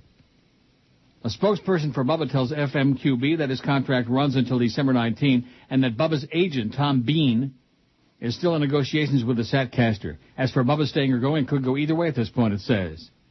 And then it says you can hear the audio of Bubba's rant. I don't want to hear it. I'm not going to play it. The fake Barry Jackass just obsessed with Sirius. So he's probably also the fake Greg Budell. Probably the same person. Probably Jeremy Coleman. Or his boyfriend. God, what swill. No items in his view. How do you like that? I'm telling you right now, he is too scrawny in this movie. And to be honest with you, having watched Flipper when it was on live, back in the 60s, he never got any less scrawny. He was kind of like Robbie Benson, who looked like he was 10 years old until he was 70. How old is Robbie Benson, by the way? He's probably 60-something too, ain't he? Let's find out. Remember that movie, One on One? No. School Supply. Oh, and speaking of Alice Rantel and stuff we haven't played in a long time. Nice talk-up, by the way, to the bridge. Standing in the front row, hitching up a short skirt, scratching in the dark hair, leaning on a false eye, staring at the tall guy, looking like she's so cool, looking like a right bitch. Fruity Alice, standing in the front row, waiting till the crowd. We had a restaurant that we both advertised in WNWS called The Palace. And I got Luke Crone, who at that time was our very nervous Nelly GM. I got him really upset because I started talking about our appearance there. Come and see Neil and Alice at the Palace. Cute. That's why I started calling Rantel Alice on the air. He's 52. And Crone just went, oh, geez, why are you doing that, Because he's a fruit. He's a closet queen. That's why. Who was obsessed with Sean Cassidy, by the way. I mean, it's one thing to be obsessed with David Cassidy. That at least, there's something to be said for that. Even the guy with the eyes. But Sean Cassidy? Good God. That was back in the Charlie Krappis days at WNWS. Charlie's still dead, by the way. I remember he called me up one day and said, any idea where I can get a liver? Cute. No, it's not cute. It's a true story. He called me at home to inquire if I knew where he could get a liver. And I should have said at Publix they're selling it for like $1.19 a pound or something like that, but that would have been in bad taste. He was dying. I don't know what he had. He was in a wheelchair, and I don't know what he had. Maybe MS? I don't know. He had something that wasn't good. You know what I mean? Yeah. And now he's dead. I'd sure be interested in finding out, although nobody knows. And you Google these people, and it's not like they were all that obscure, but Google is very, very incomplete. Very incomplete. Like Prescott Robinson's alive or dead. Steve Daly, dead or alive. That's back when we had the morning news team there on W Snooze. WNWS. W Snooze. 790 on the dial, which has now become ticket. What a disgrace. Nice going, Dennis Collins. You sure butchered that up after we put you guys to sleep at the Snooze Cruise. The W Snooze Cruise. We put them out of business. That was great. Then, of course, all those losers wound up going to the light bulb, WFTL. The original FTL, not all these 85 sports stations that James Crystal bogus radio's got on now. WFTL, the light bulb, with Norma Cant on the air. Oh, what a show. And Mr. Ego. and all the fake controversies, all the debates, the mini battle of the talk show host. Well, Mr. Kent, Mr. Rantel, Mr. or Miss Rantel to you. Remember that? Yep. You probably never even heard any of that. Nope. Nick Lawrence was over there, smelling really bad. Met him at IOD. First time I heard of any of them. Met him at IOD. First time I ever heard the name or saw the person. He was at the Light Bulb. He was joined with Mr. Ego at the Hip. He was part of that triumvirate now. Mr. Ego, Brian Craig, and Nick Lawrence. When Mr. Ego used to show up at Pompano Park once in a while on a weekend, they would be with him. It was like part of a traveling entourage, like a minstrel show, like that. Yeah. Well, what is that all about? I mean, traveling entourage? I don't get that. I mean, Fat Rich used to go to the track with me a lot, and my friend Derek, but they weren't on the show. Well, although it was Fat Rich from the Neil Rogers show. I forgot about that. Well, he counts as two people, or used to. Oh, you're bad. You are so bad. He never said a bad word about you. I never said a bad word about him. You just got through doing it. Oh, his name was Fat Rich, for Christ's sakes. If he didn't have a sense of humor about it. Hey, Richie, I had the super. And his brother, for what it's worth, is a mensch also. His brother? Is that the one with the porno? I don't think so. Mitch? What's his business? He's in South Dade. He's got like some kind of a porno shop or something? Head shop. A head shop. Yes. Oh, I said head. I can understand the confusion, yes. No, I don't know. I don't think I ever met his brother. I sure met his other relatives, though. Oh, my God.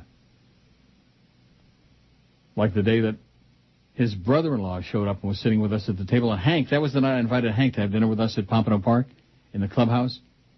And Hank shows up, and we're halfway through the meal. And the Richie's brother says to Hank, "Oh, this is my brother, Fat Rich, my brother-in-law." As if Hank didn't know who he was. It was just bizarre. Couldn't we feed Sandy like a sandwich or something? I mean, he really had a perfect face. In the history of my life, I have seldom seen anyone with a face that pretty, you know what I mean?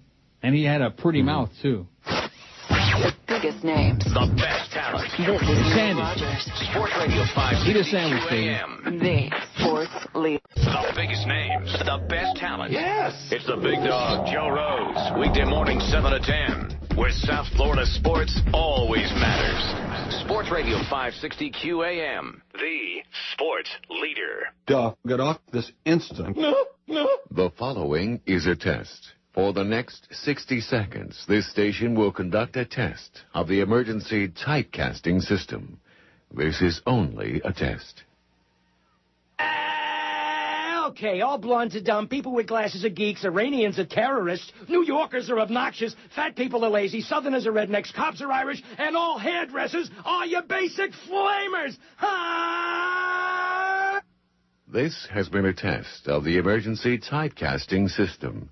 In the event of an actual emergency, you would have been instructed by a radio announcer who, like myself, is trustworthy, authoritative, and... a big flamer!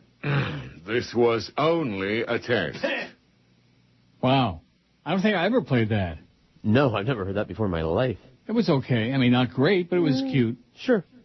And it was different. ACN? Right. I'm still on this library. They got some other EBS spoofs that are all right, too. Oh, yeah. The British one is my favorite. Let's see. That was not on here. Really? Nope. Well, let me play another one. All right. This is a quiz. Oh, no, that's not it. No. The following is a test. For the next 60 seconds, this station will conduct a test of the emergency casting system. This is only a test. I can't believe it. The play opens in 24 hours, and my leading lady runs off with a prop man. Oh, get me Susan Anton. Get me Helen Hayes or Harvey Firestein. I don't care. I've got to cast this part. It's an emergency. This has been a test. Now, what the hell could this be? Pyramid Show Open.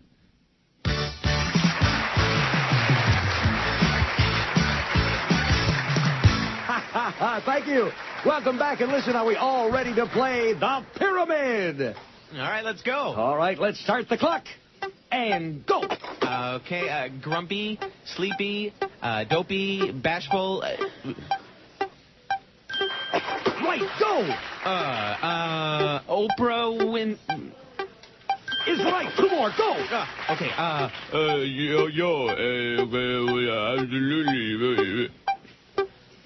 Is right. One more. Plays your favorite music, really makes you laugh, great personalities, fun contest. That's it!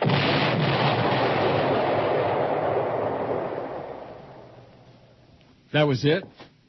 Yeah, not very good. What disc is that you have in there? 5. That's what I thought. Well, there's more good stuff on there. We'll get to it. In fact, maybe I'll just play all the discs between now and the end of the year. All the ACN. 6 has a couple of good ones. Does it really? Yeah. 6? Well, let me put this one away, because this one, we're down to a precious few now. Oh, I got more Leave It to Beavers and more Andy Griffiths, but, we don't want to overdo that. No, I can't get enough Beaver. What are you talking about? Wrong. Not wrong. 7. There's always room for Beaver. 3. 14. I don't have these in any order. They're in my drawer. What? Nothing. That was funny. They're in my drawer. Like, should what's go in off Sandy's mic more drawers? often. 309 votes on the poll. I should really turn this off because it's embarrassing to me. He's just scrawny. He looks about like 10 or 11 years old, Sandy. And all you fags out there are like, oh, Luke, like that. That's how I would be. It's bad. One thing, here's a little piece of advice for all you idiots out there. Check ID, okay? Always check ID. That a good piece of advice? Absolutely. Oh, absolutely. Day Without a Gay is the latest protest against California gay marriage ban. Neil, you were supposed to not come to work today. Didn't you know today? Yeah, I do know that. It's boring. Yeah. Call in gay and don't come to work. Boring. Going to really accomplish a lot. Stupid is what it is. Stupid. Even Mo would agree it. Stupid, like he would say. Carlos says, I was looking around Barnes & Noble today, happened to come across a book titled Hooking Up with Tila Tequila. Oh, God. She's got books out too, this bitch? Oh, it's a chance for love. It's a chance for love with this pasty, nasty bull dyke. Well, she's not pasty, I guess. I don't know what she is. Is she like, what is she? She's like Hawaiian or something. Yeah, Hawaiian my ass. God. Also, there's a smaller text saying a guide to love, fame, success, and being the life of the party. I was like, what the F is this world coming to when stupid idiots like that who can't read get book deals? I wish we could form a bonfire, B-O-N-D, bonfire, and burn her along with all her books. Please help us, Neil God. Singapore-born Vietnamese American. I knew she wasn't like all there. I don't care what her background is or what her skin color is. She's just nasty. It's a chance for love. It's a second chance for love. Stick your throat down my bull-like throat. And I got news for you, okay? Based on what I've seen, what I've been forced to watch, I don't see any heterosexuality in her whatsoever. She comes across to me as all dyke. You know what I'm saying? Okay. All dyke. And now they got these two twin sisters on there who look, speaking of that, they look just like Alice Rantel. They have the same schnoz, the twin sisters. And one of them says, oh, I got a big surprise. And the guys are like, oh, gee, please don't tell us you have a penis, like that. And then she does not. Or at least so she says she doesn't. Nothing would surprise me on those shows. Those shows are just, it's the end of the world. Oh, Mr. Radio is back. Oh, wow. How do you like that, Mr. Radio? You know what I always have told you over the years? I mean, I may be a moron because I work for Beasley. You've told me a lot of things over the years. But one thing I've told you over the years is that the chronics, you can never, ever chase them away. Never. No matter what you say about them, no matter what you do, you can never chase away the chronics. There's a statement that proves itself every day. Which is what makes them chronic. Mm-hmm. I'm your friend. I'm your friend. Hi, Ron. By the way, I'm not thinking of taking any calls today, so if you're waiting for calls, I got this one guy, Matt, in Miami. Oh, love the calls, and he wants me to do a poll on which caller they like the best. Forget about it, Matt. Go get a life. Go listen to the archives back when I was being beleaguered by the same handful of misfits. Oh, there's Lucas on the island there. He's lost on the island with some very nasty-looking chick. She is so ugly, man. It's just putting her on next to him would turn just about everybody gay. I mean, that's just criminal. Are you watching this? She's no. like a girl. She's like, I don't know, maybe. She's just an ugly girl. Oh, now she's coming down the palm tree, and he's looking at her ass. She's up there getting coconuts on the palm tree, and we see her from, now that's bad. Great. 1964, they were putting this on TV. I wonder Excellent. I wish everybody's I like could see horny that, and stuff. You don't have it? We just got the basic cable in here. I don't think we have that. Basic cable? Oh, my God. Yeah. So you can't see Sesame Sandy Street. looking up her dress? She just dropped a coconut on his noggin. And I think it struck him on his... Rectum. Have to have good aim for that. He weighs about 12 pounds in this movie. Why are you forcing me to watch this? Oh, because I'm a bastard. Mr. Radio says, today's show is some funny Schmidt. The talk about Steve Kane's entourage had me on the floor. Did Nick or Brian follow Steve to the bathroom, too? Both. They always had to go like a... What do they call that? When like a chorus line. Gland in hand. Maybe he You know how needed the help. elephants do with the trunks? You know, they follow Right. each other around? Maybe he needed help. It says, I bet Brian did at least. Why don't you invite Stan Major to sit in? I'm sure he'd have something to say on like Johnny Dork. I don't want Stan Major to come in. I wouldn't mind having him there, but he doesn't want to come in. You think he does? Sure. Does he live in town? I guess. I'm sure he does. Why? Mr. Radio, who lives in the past and thinks everybody else in the audience does too. I love hearing about the old times. I first started listening during the WINZ days. This is when the birds started coming in, bringing in the mail. Stan wasn't bad then, but he sucked at WIOD when he replaced Alex Bennett in Afternoon Drive. Yeah, I got him both gigs, by the way. I also got him hired at the WNWS, as I recall. And what do I get for gratitude? He's an overpaid talent. Loan me $2,000. I could use another little check before you go away. Is that a great message or what? I get my answering machine at home. There's a message on there from Stanley T. I could use another little check. I was going on one of my million trips to Europe, you know, to Amsterdam to screw around. I could use another little check before you go away. I don't think he was coughing, though, on the voicemail. No. Well, that was the answering machine. We didn't have voicemail back in those days. You know, old-fashioned answering machines. Right. That's old-fashioned. Now, I guess she ain't that ugly. I don't know. She's okay. What? Or the girl? The girl. I don't have. Not Stan Major. I just scoured the. Did you find it over here? No. Well, they're running around gland in hand. I wouldn't be surprised now if she don't attack Sandy, man. She's a real dyke. I'll tell you that. They're on this island all alone. There's the waterfall. Oh, don't fall. And there's a bunch of goldfish. Why do people have goldfish? They are the ugliest of all, you know, like tropical fish and stuff. Why do people have goldfish? They're not ugly. I mean, I'm not into them. They have those bulging eyes, you know. Yeah. Oh, God. When they get like ill, they get the long, bulging flowy eyes. tails and stuff. They're cool looking. Oh, gross. Here's one from Joe. I haven't heard this in about 15 to 20 years. You may not remember. It was a bit with a sales hole promoting $1 million detector. You remember this? No. Anyhow, Yes. the Mo-bits are great. Yes. You remember that? Crapco, the radar detector. Oh, we don't have that. Sure you do. It's on the I disc. do? Let me look it up. Oh, on the disc? Yeah. I thought you were saying we don't have any Crapco on the DCS. No. And by the way, when the DCS ends, when it breaks down, then of course we're going to have... We'll do like that. We'll play the harmonica for 4 hours. The biggest names. The best. 236. This is Neil Rogers. What is it? Disc 2, cut 36. The sports Okay. leader. The biggest names. The best talent. It's the Mad Dog. Jim Mandich. Afternoons 4 to 7. Sports Radio 560 QAM. The sports leader. You're gay. But officer, I know I wasn't speeding. I know that, ma'am, but you're using an illegal radar detector. How'd you know that? I got you with my radar detector. Shoot, what am I going to do now? Crapco is back, and now we're fooling the fuzz.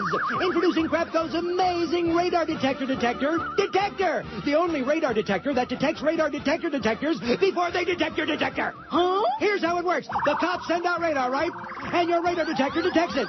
Then the cops detect you detecting them. But wait, then the Crapco radar detector intercepts their signal, scrambles it, and sends it back to them.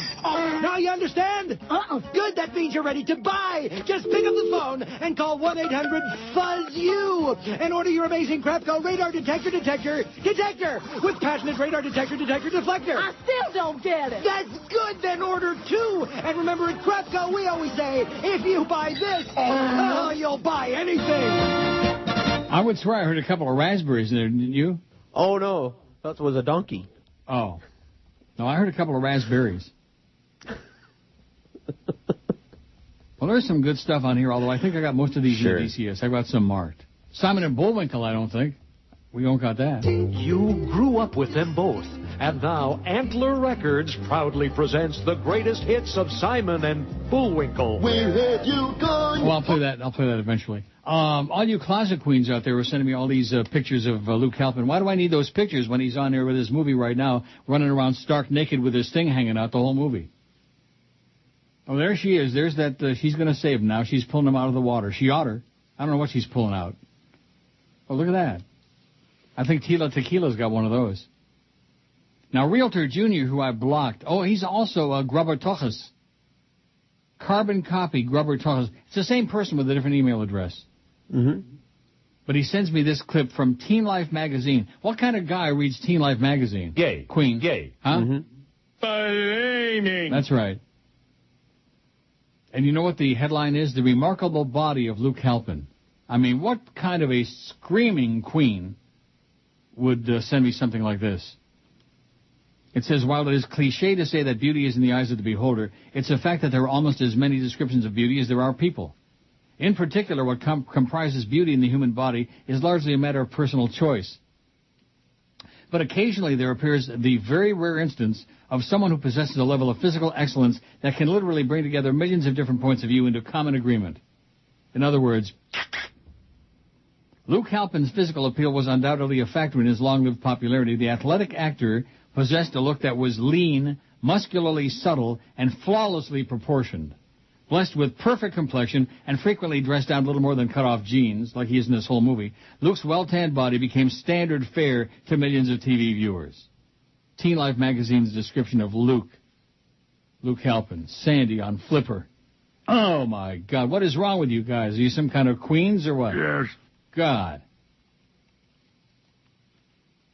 Fake Clarence has got one. This might get Fatso back into the show, get his attention again. Well, we've lost you with, Flipper. That's before your time anyway. Exactly. Did you ever watch that show? I don't think so. Was that the one that was filmed down here, though? What show would you rather watch? Tila Tequila or Flipper? I mean, Flipper. Is that difficult? Oh, my God, what a stupid pull. The person I would like most to see get into the ring with Mike Tyson is Joyce, Jolly Joe Bell, Moa Howard, Neil, George, Joey Porter. Oh, bad pull. Sorry, Ray. Bad. Really bad. You like that one? Sucked. It blew. Fake Clarence says, I have great news for you and George. My boyfriend, the Beast, has agreed to come and help out with your show in place of fat-ass Chris. However, we're going to have to take about 10% of yours and George's pay, which I'm sure neither of you would mind a bit. Just trying to make your show the best. I love you and George, but I hate you, Tubby Chubby Chris. Signed, Fake Clarence. How do you like that? Wouldn't that be the ultimate? First of all, he's not going to be on this show under any circumstances, the Beast. Now, ever. Yeah, she's nasty looking, this little chick. I don't know. She's about his age. I don't think he has any interest in her, and I don't know. Maybe they're like from, what's her name? Tila Tequila. Do you think? Maybe. She looks like she belongs on Father's Knows Best. And there goes the cable altogether. Shows. You what? I just lost the cable altogether. It was out most of the show yesterday, too. You lost the cable? Yeah. My cable's great. But That's what I hear. Ever try to help us again? Or even speak to me? Don't waste your time, Luke. She's bad, bad meat. Yeah, he's got that look on his face like, oh, what a nasty sow. Anyway, let's see. P.R. Ralph, who's really getting on my nerves big time. He just annoys me. He's your friend, but he annoys me bad. He says, is it Ulster Lake or Lake Orr? Well, the lake is Austen Ulster is what Ian says, and I have a feeling Ian is a little bit better prepared to answer the question than PR Ralph, who just wants another excuse to get on there. You know, like that. Don't go away mad, PR Ralph. Just go away. It's your buddy. Right. I thought you didn't like Ricans, by the way. Whatever you say, man. The river is the North Elbe. The lake is Aus in Elster. I'm pretty sure that's what I don't know. It sure was beautiful, though. A lot more beautiful than Key Biscayne will ever be. Although some of you parochial people that never got out of Dade or Broward, you know, what do you know? Kevin says, just a thought. We all understood why prices on a lot of things rose due to the high gas prices, but since the prices have subsided, where's the residual effect? The prices have remained the same. Why is there no outrage? I'll tell you why there's no outrage, Kevin. Because people are too busy calling in gay, not going to work. And because people are too busy trying to eke out a living and save their job. See, that's what governments do, and they do it very effectively. Keep the masses busy trying to survive so they don't have time to protest. That's right. That's the game plan. That's the way it works. And, of course, back in the 60s, we had some protests. And, bada bing, and they shot some kids at Kent State. They said, I don't think you people will try that again anytime soon. And they didn't. This movie's got me worn out. Don't ever let me watch Flipper again, especially till the next time. I'm embarrassed by it. I'm not really I'm embarrassed enough to mention it, but I'm not embarrassed enough to turn it off. Like Larry Lujak bit, you know, where he says, right. We're embarrassed to work at WLS, but not enough to leave. WLS, boy, those were the days, baby. 89. Do we have those jingles? I don't have any LS, I don't think. I'm sure you do. WLS. I do? You have to. No. I got some jingles here. I got old IOD jingles. That would get Mr. Radio all whipped up, that loser. 89. Oh, that's got a fart in it. Yeah. Golden gasser. This is a real one. 89 WLS. Oh. Chicago's favorite. WLS. More music. WLS. The best music. WLS. One more. WLS. Oh, that's the same as the other. That's it. Short and sweet. Yeah. Great Pam's Jingles, baby. Get those jingles out. Brian Mike will be calling in any minute. If we took any calls, which we won't. Because if we did, he'd be on there. Well, let me ask you this. How can a perfect body be scrawny? I mean, if somebody said to me, Brady Quinn has got a perfect body, I'd say, I don't debate that. Not for a second. Not for a heartbeat. Obviously, if it's scrawny, it's not perfect. Right. Well, he's scrawny. Let me tell you right now, he was always scrawny. Pretty, but scrawny. Now, if you put his head on Brady Quinn's body, then you've got a man. Like that, what's that song? 100 Pounds of Clay by Gene McDaniels. Isn't that who did that? I bet you got that in there, 100 Pounds of Clay. That's a great song. Oh, yeah, there it is. We got it, baby. All the hits, all the time on Q56. Let's play music for you. All right. In fact, let's play the music for the next 5 years. Guaranteed to beat those losers across the street. Easy. He took 100 pounds of clay, and then he said, hey, listen, I'm gonna fix this world today. I wonder if he's because dead. I know what's missing. What now? Google it, Tubby. Give you something to do. What is it? Gene McDaniels. Okay. He was a one-hit wonder, 100 Pounds of Clay. I don't think he had any other hits, did he? I don't think so. We'll find out. That was a great song. What? I'll find out. I mean, Tila Tequila probably wouldn't be listening to that, but then again, what does she know, that bitch? American singer and songwriter. What? American singer and songwriter who has the greatest recording success in the early 60s. Excuse me. Yeah. McDaniels grew up in Omaha, Nebraska, blah, blah, 40 hits before. The two that went into the top 5 were 1961's Tower of Strength, Tower of Strength, number 5 on the pop chart, and 100 Pounds of Clay, number 3 on the pop chart. Uh-huh. I don't have Tower of Strength. Is he alive? His best-known song in this genre was probably compared to what? A jazz soul protest song made famous. Is he alive? Looks like it. He looks like he's alive? Well, they don't have any death date on here, so. Believe me, I've been in South Florida recently. I saw a lot of people who didn't look like they were alive, and they were wandering around. Like at that Seminole casino in Coconut Creek. Oh, my God. The average there is The average age is death plus 80. And in the buffet there, you gum everything. You gum the Jell-O, you gum the steak, you gum the everything. Pancakes. You gum the gefilte fish. Scott says, I love your show when I can listen. Used to listen to Jay on 93 Rock in the morning, then switch over to you. Jay who? Jay Michaels? Have you ever considered having Jay on your show? You guys should try to get him or take over for the jackass that used to be on after you. Is this man talking about Jay Michaels? I don't know any other Jay. And God, that we're going to put him on the air? What he did to my show on INZ when they put me on Zeta, I wouldn't do it to Hitler. That's what he did to that show. And he was always shilling for this cruise ship scam he had going, Jay Michaels. Oh, my God. What a guy. Go ahead. When's Stan coming on? Biggest names. The best talent. Only if I promise not to talk about the two games. 560 QAM. More than 5 times. The sports leader. The biggest names, the best talent. You're listening to Sports Radio 560 WQAM. Miami, Fort Lauderdale. This is Mark Morgan. It's the 12 to 1 hour on QAM. You grew up with them both. And now Antler Records proudly presents the greatest hits of Simon and Bullwinkle. Where have you gone? For it's bad enough. Natasha sure is lonely without you. Yes, Simon and Bullwinkle. Woo, woo, woo. Recorded live in Central Park and Frostbite Falls. The music of Paul Simon. The lyrics of Mr. Know-It-All. I'm singing on this radio station, but I'm nothing more than animation. You know, two-dimensional. Simon and Bullwinkle's greatest hits. I am a moose. I am a mammal. Yes, it is Paul, but it's not art. And rock steals the fame, 'cause mooses never fly.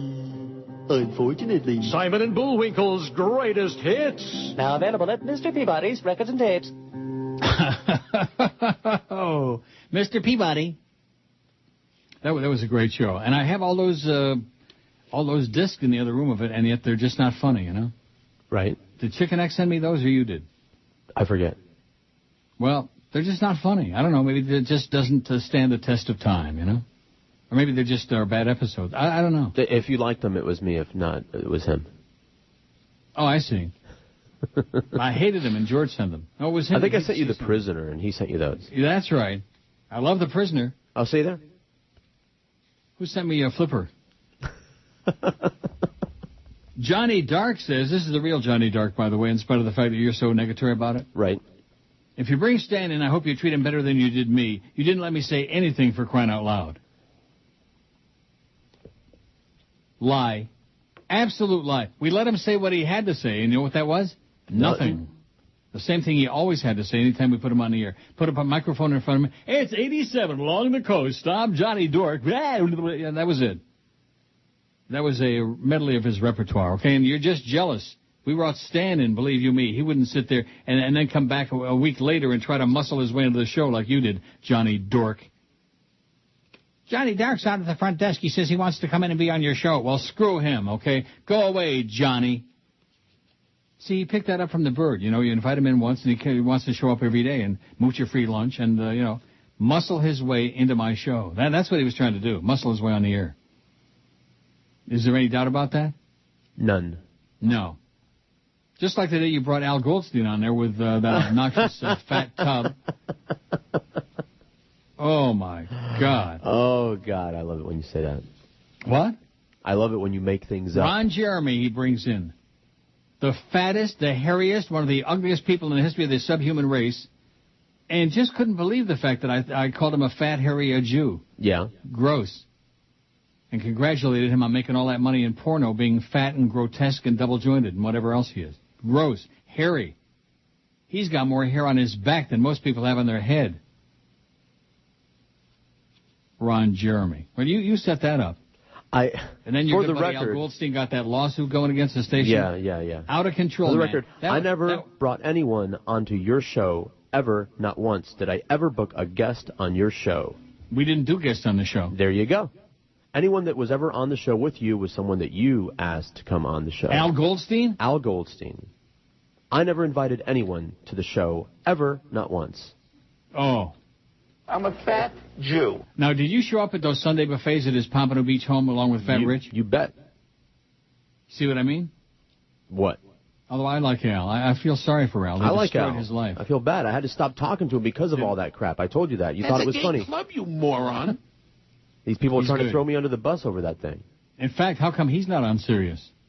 Good point. He's and hysterical. How many times was he on Howard Show, by the way? How many zillion times did he come on there and entertain the Howard Show? Why didn't they offer him a gig on Sirius? He'd be a laugh riot without any censorship, opening up that big, filthy mouth of his. He'd be great. I'd listen to all of it. He would be great. I would listen to that. I hate the Irish. But he's not part of the fraternity, I guess. Somebody says, Jay Marvin, ? I don't even know who that is. Is that the guy from Tampa? I don't know.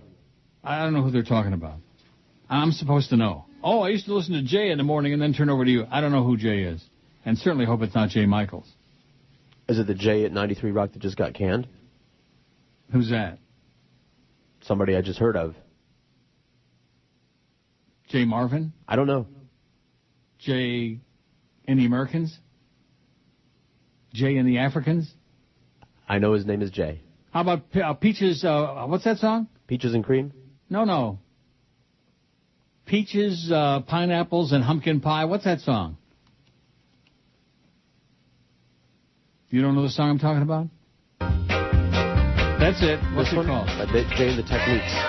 Jay and the Techniques. Yeah, apples, peaches, and apples, funky pie. Peaches, and pumpkin pie. Funky pie. Apple pie. Funky pie. Strawberry. And funky.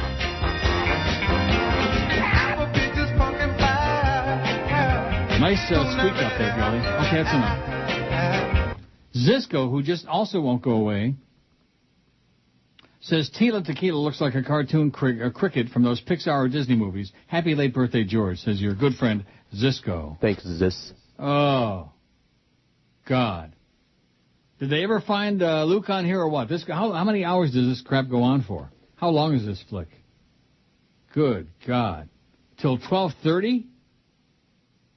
You've got to be schmitting me, man. Oh, it's almost over, in other words. Oh, and the boat just capsized. Oh, no. And Luke's in it, and Flipper's holding it up. I bet you Flipper comes to the rescue. You think? I'm sure he will. It'd be a very boring Flipper movie if he didn't. After... Oh, no, this is the bad guy. The evildoer's there, and Flipper's sticking his snout into the evil guy. And he just stuck his snout into Luke's privates. Oh, my God. You ever see a snout spout? Not 370 votes on the poll. Let's see how it's going. No items in this view on the email, by the way. I just mentioned that. It subsides for a while, then all of a sudden there's a whole flurry of them again.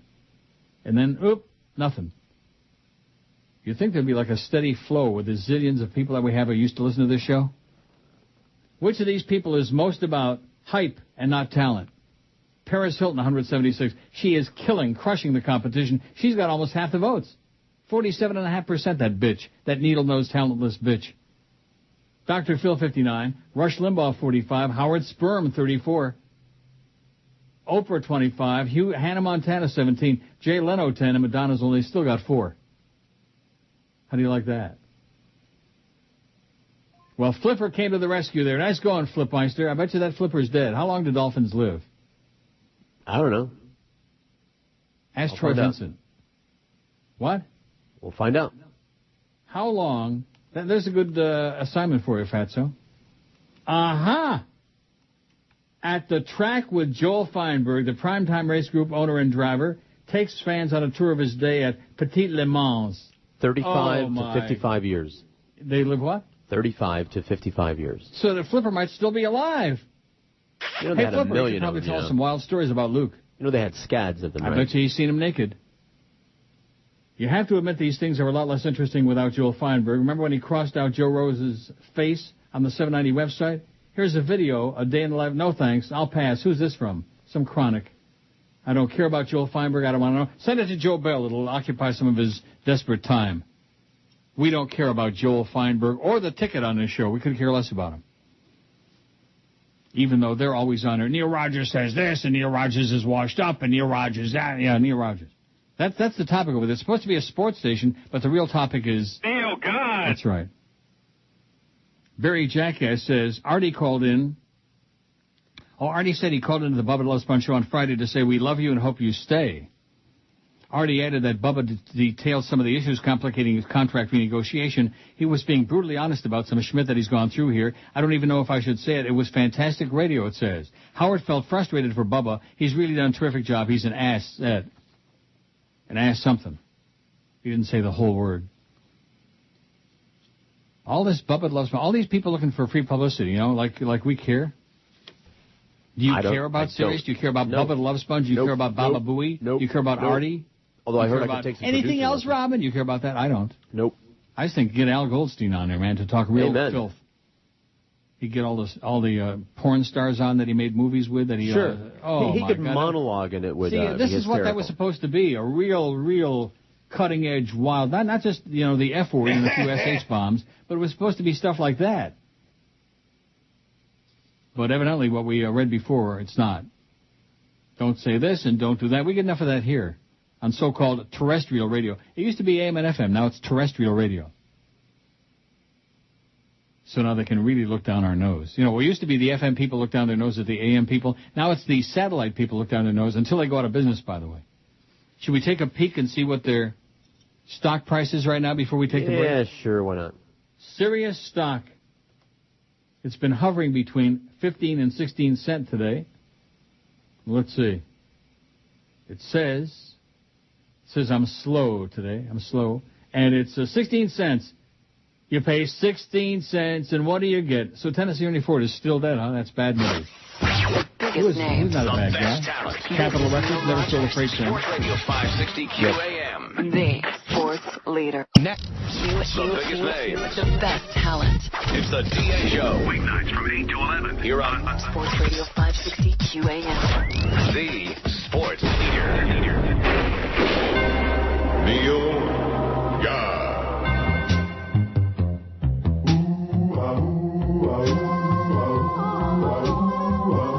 Some women need a little help to make their shape look somewhat svelte. They used to try on bustier, but now they can go out and pay for Wonder Bra. Wonder Bra. Wonder Bra. When we last visited our hero, Wonder Bra was trying to save his beloved Pure Poly Sweetbreads from the clutches of the evil Simon Bar Cleavage. Wonder Bra! Wonder Bra can't help you now, Pure Poly Sweetbreads. Simon says, sag to your knees. I'm totally lacking in support. Help! Wonder Bra! Though the situation's bleak, poor Polly, don't pout. Wonder Bra's here to make them stick out. Wonder Bra, my hero. Oh, drats, foiled again, but I'll be back, Wonder Bra. Stop him, Wonder Bra. He's getting away. Stop crying, Polly. Though the villain is jerky, your bust line is back, and your hooters are perky. So now the world is safe for boobs that want to plump up and protrude. When cleavage is a must to show, there's only one place you can go to. Wonder Bra. Wonder Bra. Wonder Bra. Oh! By request, no less. How do you like that? Boy, these last days of the year, we're really getting into some real good nostalgia. So did what's his name, Stan? Did Stan send you an email yet saying he'd like to be on the show? No. However, he said yes. The mail came in today. And your check came? Yeah, both of them. Is it there? Do you have it in your hand? Yes, thank you. Thank you very much. Thank you. Luke Halpin's got it in his hand right now, so I got to watch. Also, I'm going to forge Josh Cordes' signature. No, come on. Hey, Josh Cordes, your check is there. Yeah, too bad he's not in the building today. He's not? No. Oh, you're starting to sound like that. Right. All for me. Yeah. Anyway, here's one from the fake Adam Kirshner. Now, how am I going to know the fake one from the real one now? The real one has a real email that I know that you know. The one that came in yesterday, that's the real one with his real email. Don't say that on the air. I don't know what his real email is. I do. Yeah. Well, anyway, it doesn't make any difference. I don't really care whether it's the real one, the fake one, or the in-between one. Who cares? Right? I do. Why do you care? I don't read the fake emails. You don't read the fake emails? They're fun. Oh, Maybe. Man, you're about as much fun as a fart attack. God. You take this all way too serially, man. I take my comedy seriously, that's right. It says, I got Sirius for Howard Stern and Howard 101. Why doesn't Howard or Sirius have a budget to keep Bubba the Love Sponge and add new talent like an Adam Carolla, Phil Henry, Kid Chris, or Neil Rogers? It seems selfish on Howard's part with his $100 million salary not to have any money allotted to hire good talent from terrestrial radio. That is correct. It's all about Howard and it's all about Mel Karmazin. And baby, after that, it's all about small potatoes. We'll throw you a couple of bones. They never they never put one dime on the table for me. Not a penny, not a dime. All the conversations that your close personal friend Norma Kant had with them. Oh, we love Neil, but blah, blah, blah, blah, like that. You know, that's always that way. Because I'm making too much money. That's what Stan said. That's exactly what Stan said. That's why we don't want him on the show. Somebody who's got the balls to beg me for $2,000 or have his wife beg me for $2,000 so they don't lose their damn condo and then have me give it to him. And then call my house and say, oh, I could use another little check, like I was going to support their ass for the rest of my life. And then goes on the air and says I'm an overpaid talent. Well, screw you, Stan. Screw you. He'd probably come on here and beg for money again. You want to invite him on? I don't understand that question. Do I want to invite him on? No. Do you think we should invite him on the show? No. What about you, Fat Chris?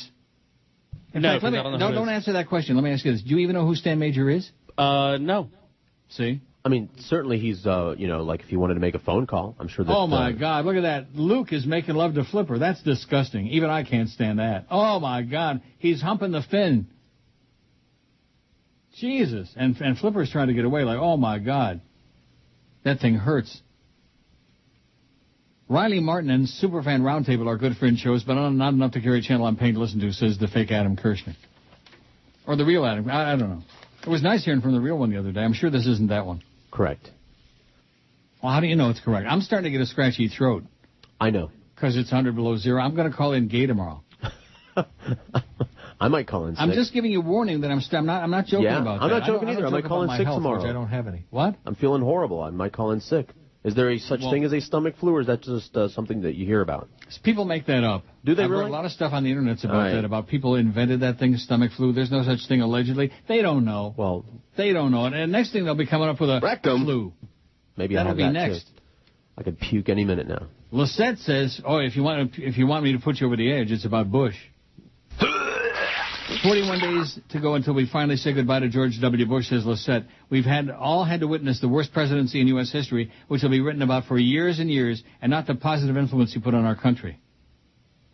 I just read the article on your website named When Would You Say Enough, and I'm disgusted this is allowed in a country that claims we are the civilized ones, the smart ones, the world police. George Bush has tainted our country.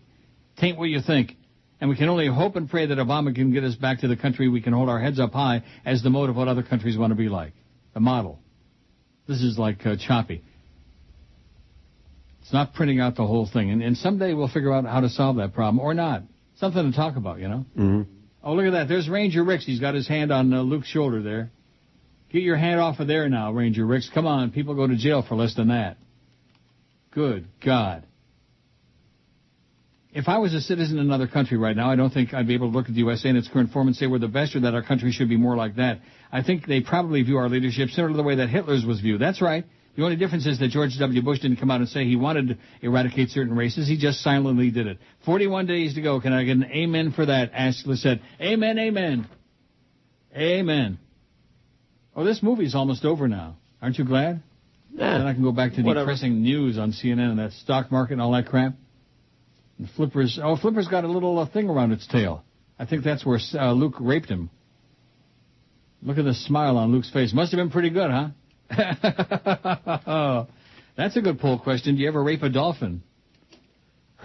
Okay. Anybody we know, and what was their uniform number? Luke Halpin and Sandy. You know the good thing about this? I don't think Pud, the ugly little brother, I don't think he was in this movie. Penny, Julia, Sir Halsey Hopewell, all these other people. I don't think Pud was in here, except maybe for about 2 seconds. Remember his ugly little brother? Yeah, the little redheaded kid. Yeah. Like Danny Bonaducci. All the shows had to have like one token cutesy kid, and preferably one male and one female, and then one ugly little sibling. Usually a little punky kid like Danny Bonaducci. He's annoying. Yeah. That crap is, being drunk is what I call Tuesday. He's just a slime ball. Hey, Neil, what does George do on the show? All he does is say yes, I know, and you're lucky he'll say something of value. I'd rather hear Stan or something, says some Chaim Yankel. Well, I wouldn't rather hear Stan. Oh, that's probably Stan himself trying to muscle his way on the show, take your job. Your good friend Stan. Hey, come and get it. Another Roger Magdalene. Brian says, you have a lot of listeners in Orlando. You're big with Disney technicians. That's because they're all gay fags. Jim Phillips on WTKS talks about you from time to time. Yeah, he always does because he's jealous. I've heard you mention Stan Major. I think it would be interesting to hear what he had to say. I used to listen to him when he lived in Miami. From what I remember, he has a history with you. Did he create the Hallandale Vice bit? No, he certainly did not. Did he create the Hallandale Vice bit?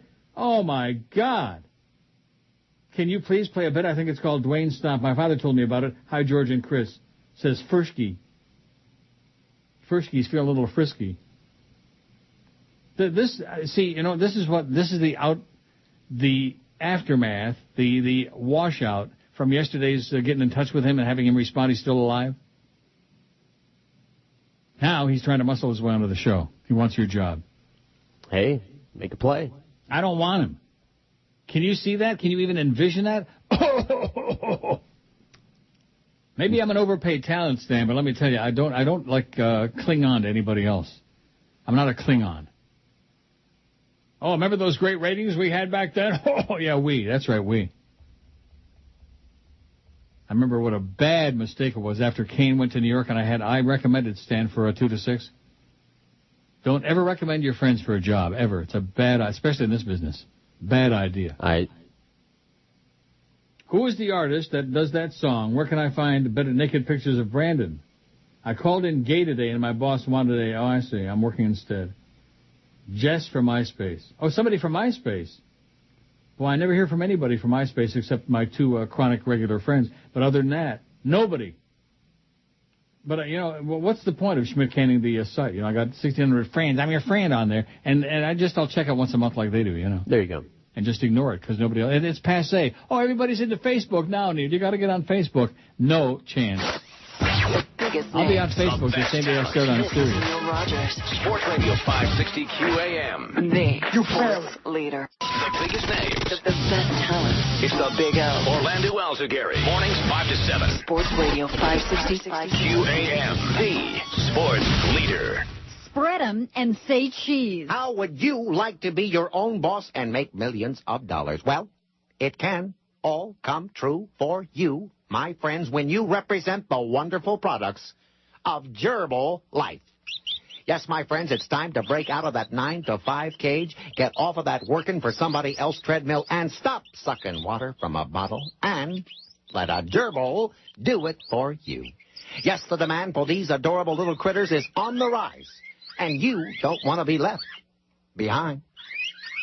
Just another get-rich-quick scheme, you say? Well, my friends, nothing could be closer to the truth.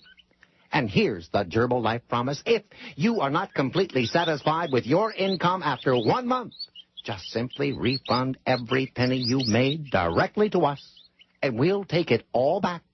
No questions asked. So, my friends, remember, if you want to make money up the wazoo, let a gerbil lead the way. And thank you from Gerbil Life. 12:31 at 560 WQAM. Haven't played that in a long time, and you know what? Probably a good reason why.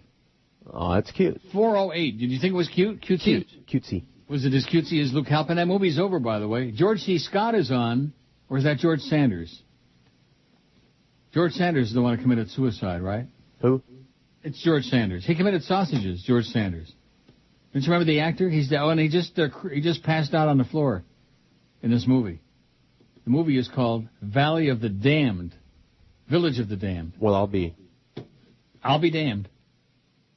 So that would be a good poll question to take someday, not anytime soon. Who would you like to have as the third person on the show who'll work for free? I would say work for food, but we can't feed them anymore anyhow. Right. Stan Major, Johnny Dork. Well, Johnny wouldn't do it because he's pissed off at us now, at me. Aw.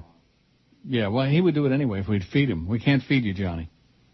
We can't afford to feed your fat, mustachioed face, you silly-ass fart. I don't think we need anybody else. Well, once Fat Chris departs, Yeah, it'll be like the old days. Will it? It'd be really like the old days if I came down there and did the show there. Right, except we'll have a lot more dead air and, interruptions and things like that. Oh, they don't care about that. I know, and I'm not going to either if they don't. Dow's up 81. See, what more is there to care about? Right.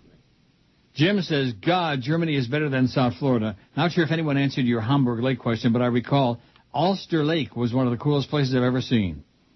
I found this blurb. The body of water which gets Hamburgers most misty-eyed and nostalgic is the Ulster Lake. Created when the river was dammed some 700 years ago, it finds itself divided into an outer lake and inner lake by the Kennedy Bridge and the Lambertsbrücke. Also, I stopped watching music television years ago, so I had no clue who Tila Tequila was or is. I did an IMDb search and have since spent the last 25 minutes scrubbing the shank of my monitor. She makes me long for Flipper. I thought he was going to say he was scrubbing something else. Maybe he has bad eyesight, but luckily for him, he did not. Spokesman says Obama calling former governor to resign, Blagojevich. He wants him to resign. Yeah. Retire! Before they put your ass in jail, which they will. I bet I know what the response is. F you? Yeah, there you go. Well, he says that to everybody. Everything. Don't take it personal, Barack, because he says that to everybody and anybody.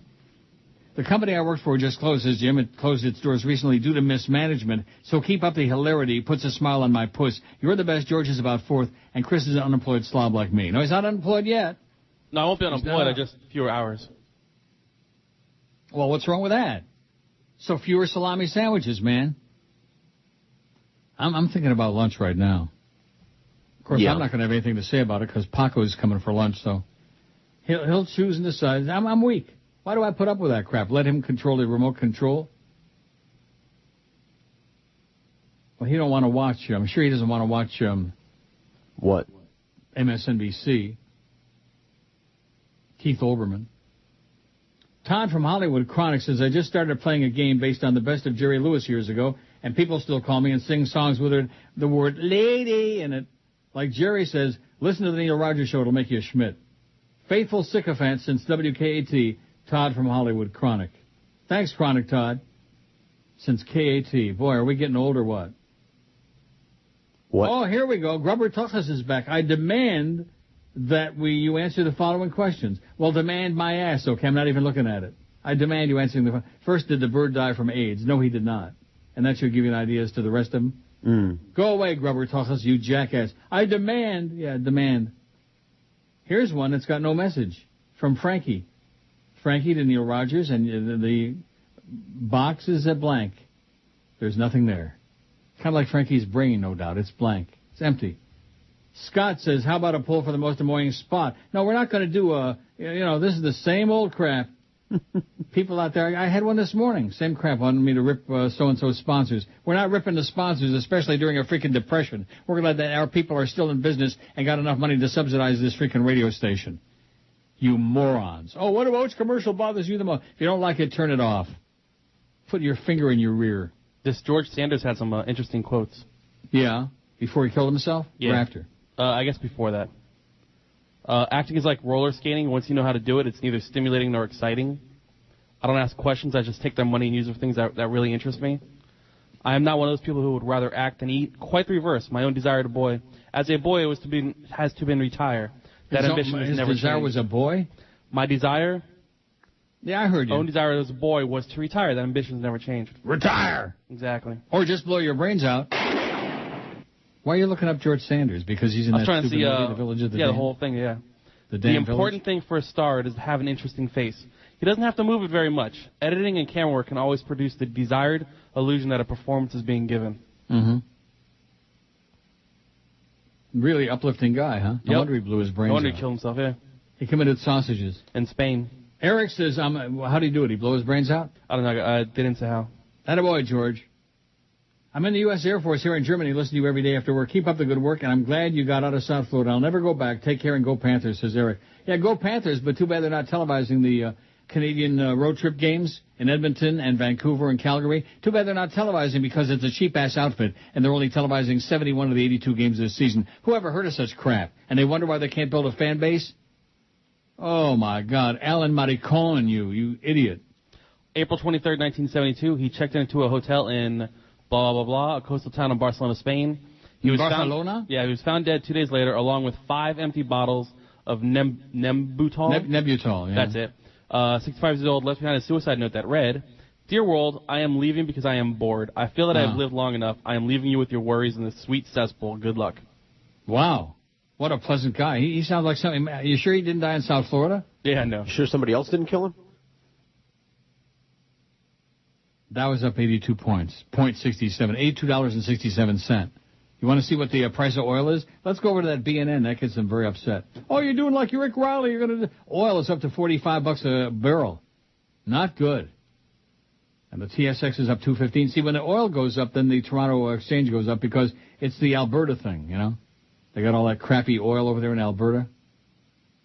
So the markets here are dependent to a great degree on oil. I think oil ought to go down to like, what, about $25 a barrel would be good? I think it will. And those Saudis can pound sand, man. There's a lot of it to pound over there. Pound sand, you miserable bastards, you grave robbers. You and your buddy Bush and his boyfriend Bandar Bush. Fat Chris, George, and Luke have sex with dolphins all the time. Geore sucks. Oh, that's what Frankie sent. Illiterate Frankie. Took him 2 times to send that. Wasn't it worth the effort? Yeah. The loony's about 79 cents. That's good. Keep it coming down to about 30 cents. Did you know he was married to Zsa Zsa Gabor? Who was? Luke Halpin? No, George Sanders. I'm sure he was. Maybe it was a fake marriage like Ava Gabor and Merv Griffin. Hey, Mervin. You fairy. Mervin. Who was the guy? Arthur Treacher. Remember Arthur Treacher's Fish and Chips? Yeah. He was the Ed McMahon of the Merv Griffin show. I see. Mervin. Here's Mervin. Oh, God. Sir, can you please bring back the Beaner Boy? I remember one Sunday morning, me and the Beaner Boy were partying on the Club Space patio. Boy, could he move, says Johnny. Oh, yeah. Bring back Beaner Boy. We wouldn't mind hearing, and the fake Larry King says, wouldn't mind hearing Stan Major come in. You're right, I think Stan was gay for Don Johnson. Maybe Stan can bring the Nug Man in with him. Who the hell's that? Don't know. Bring him in, Neil. Not Larry. No chance. The best talent. This is Neil Rogers. Sports Radio 560 QAM. The sports leader. The biggest name. What the hell was that? Best talent. I don't know. Big dog, I think it's Joe called Dead Rose. Ears. Weekday morning, 7 to 10. Sports Radio 560 QAM. The sports Leader. Burn the bloody bitches. Every so often, an artist comes along that captures in song the true spirit of Christmas.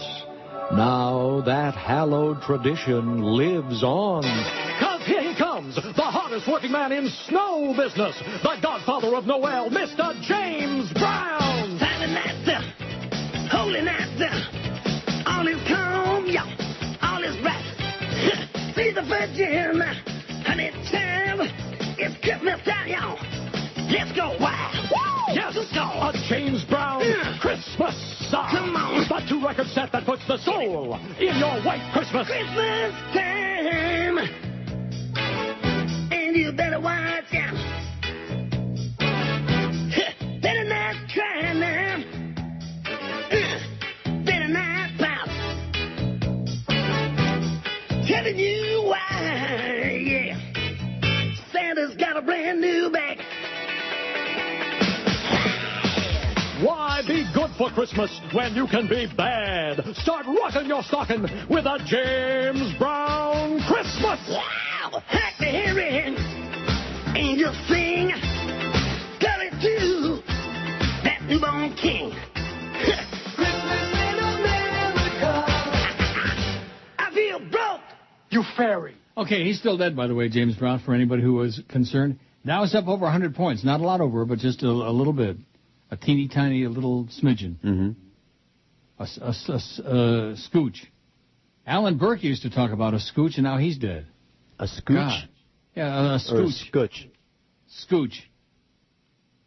Here's one from somebody who says Hamburg is infamous for the frequent violent rioting that goes on there, including over minor things like soccer matches. They also do a lot of boxing matches from there. I guess the people there smell like the smell of blood, says somebody. Well, I guess you're right. But it is a beautiful city. It's a beautiful, bloody city, Hamburg. I wouldn't go back, but a lot of nice scenery. And that beautiful lake. Oh, my goodness. Rosemary says, Neil, you need to stop making fun of Oprah. She has a thyroid problem, don't you know? Yeah, that must be it. Thyroid problem. That's what fat cows always say. Oh, I have a thyroid problem. I'm pleasantly plump. She's a fat cow who can't control her fat. And believe me, I know all about fat. That's Tubby here. He knows about fat. Uh-huh. What do you want to know? About Oprah. Is she a fat cow or what? I guess. I haven't really seen her Elsie lately. the Borden cow. She looks just like her. You ever seen the two of them together? Same person, same creature. Elsie the Borden freaking cow. You're not going to even make 500 votes today. I thought we had it licked. 424, man. That's weak. 427. Come on. Come on what? Get current. Stick your finger in the socket, get a current. Which of these people is most about hype and not about talent? It's a good poll, I think. Because the world is all about hype. Ask the religionists, baby. Oh, we're going to give you eternal life. Oh, yeah. And 7 virgins. Paris Hilton, 201, 47%. She is skanky. Yep. You can't complain about her talent because she doesn't have any. Dr. Phil, 58. 68. Another evil creation of Elsie the Borden cow. 68. Talk about a phony drawl. That'd be a good poll. Oh, I love this spot. Get connected and stay secure with Windows Mr. Business, la la la. John, we now have great computers. Oh, and then they walk away from him because he sounds so gay like that. It's funny. Dr. Phil, 68. Rush Limbaugh, 55. Speaking of big fat phonies. Howard Stern, 37. Oh, they're going to put it on all the Stern sites now. Oh, that faggot down in Miami is ripping on Howard again. We've just put his name on the poll.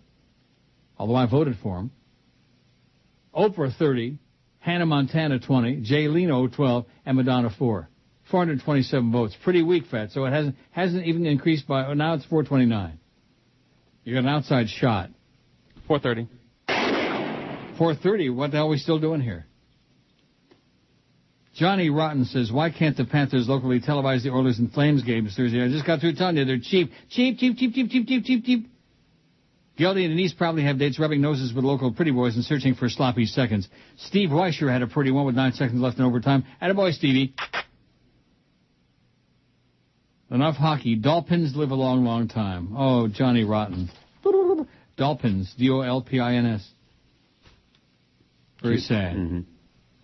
Carlos is back. Sorry for the extra email, but I heard on the radio there was some bitch asking people for money to make a Super Bowl commercial so she can find love.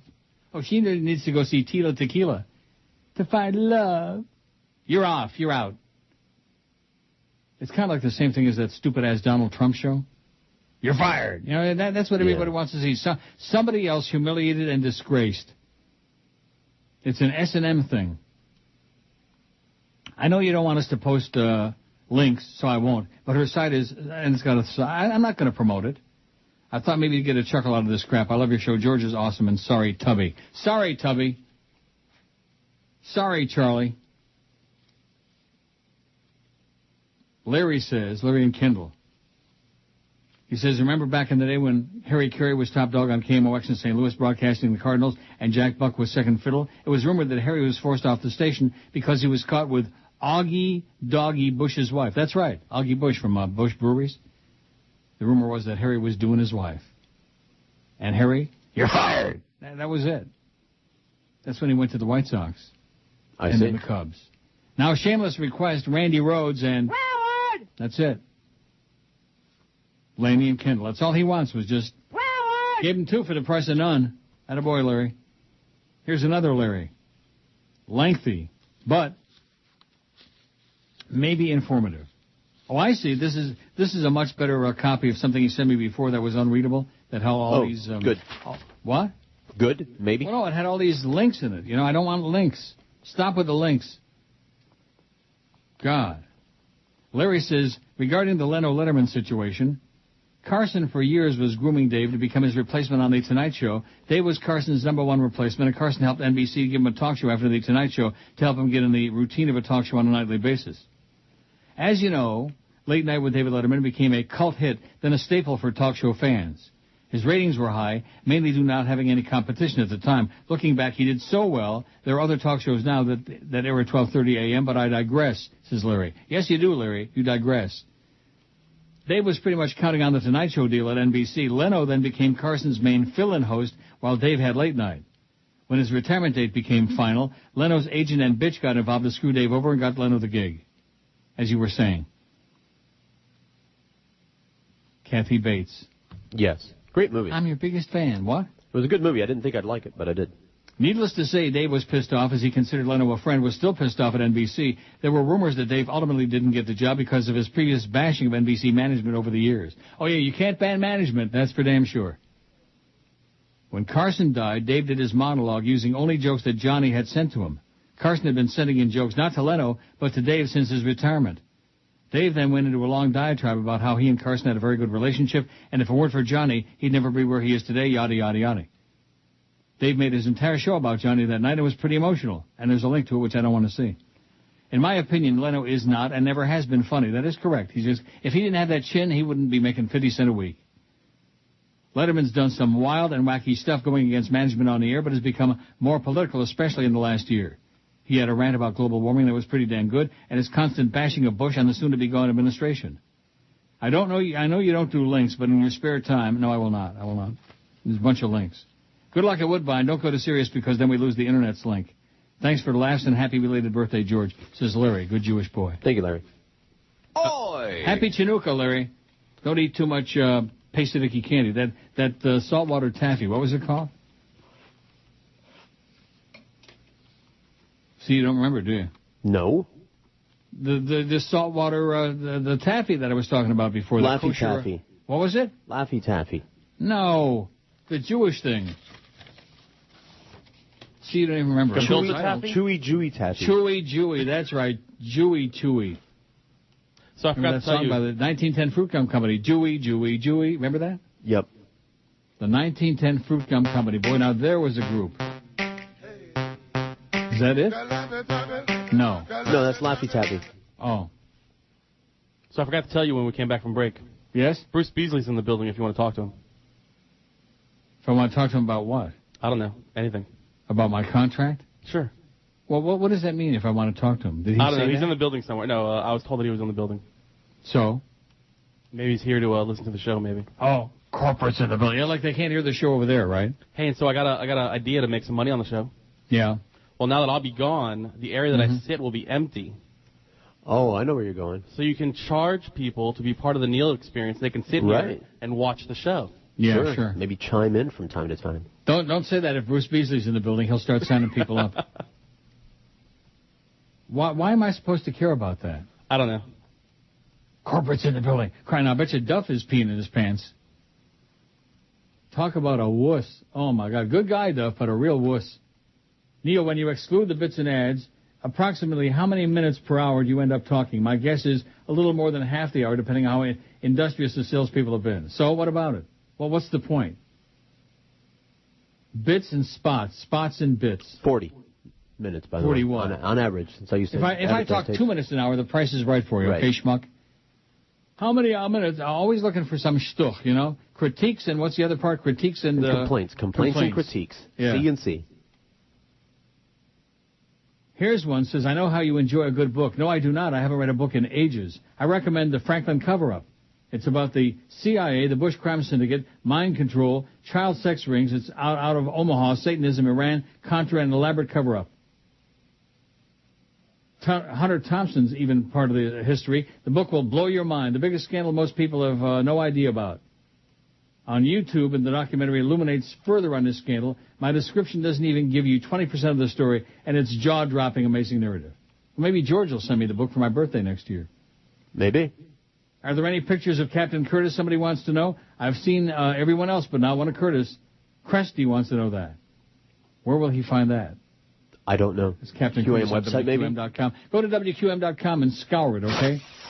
Look really hard. The best talent. This is Neil Rogers. Sports Radio 560 QAM. The sports leader. The biggest names, the best talent.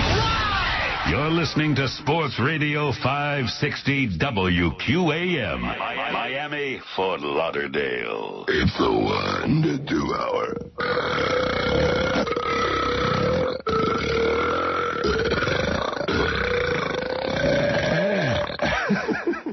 Let's get some pizza. some burgers. Hey, kids, I know. Let's get some fungus. Do you want some mushrooms? Mushrooms. Or some spores? Munch some mildew. Mildew. You'll want more. Just get out of that fast food rut.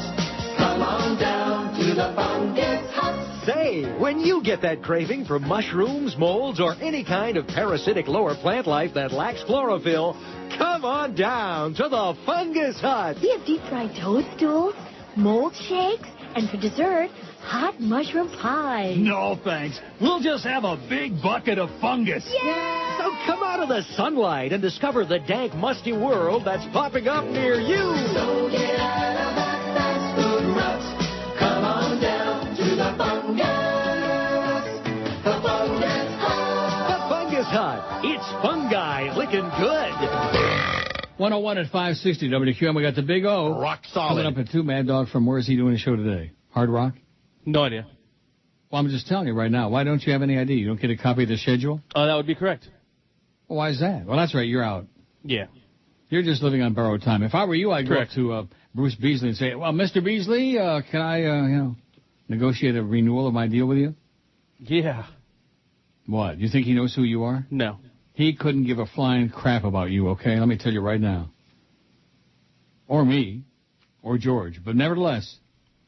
So he's in the building. I wonder if they're going to bring what's-his-name back? Corporate Chief Engineer, former. What was his name?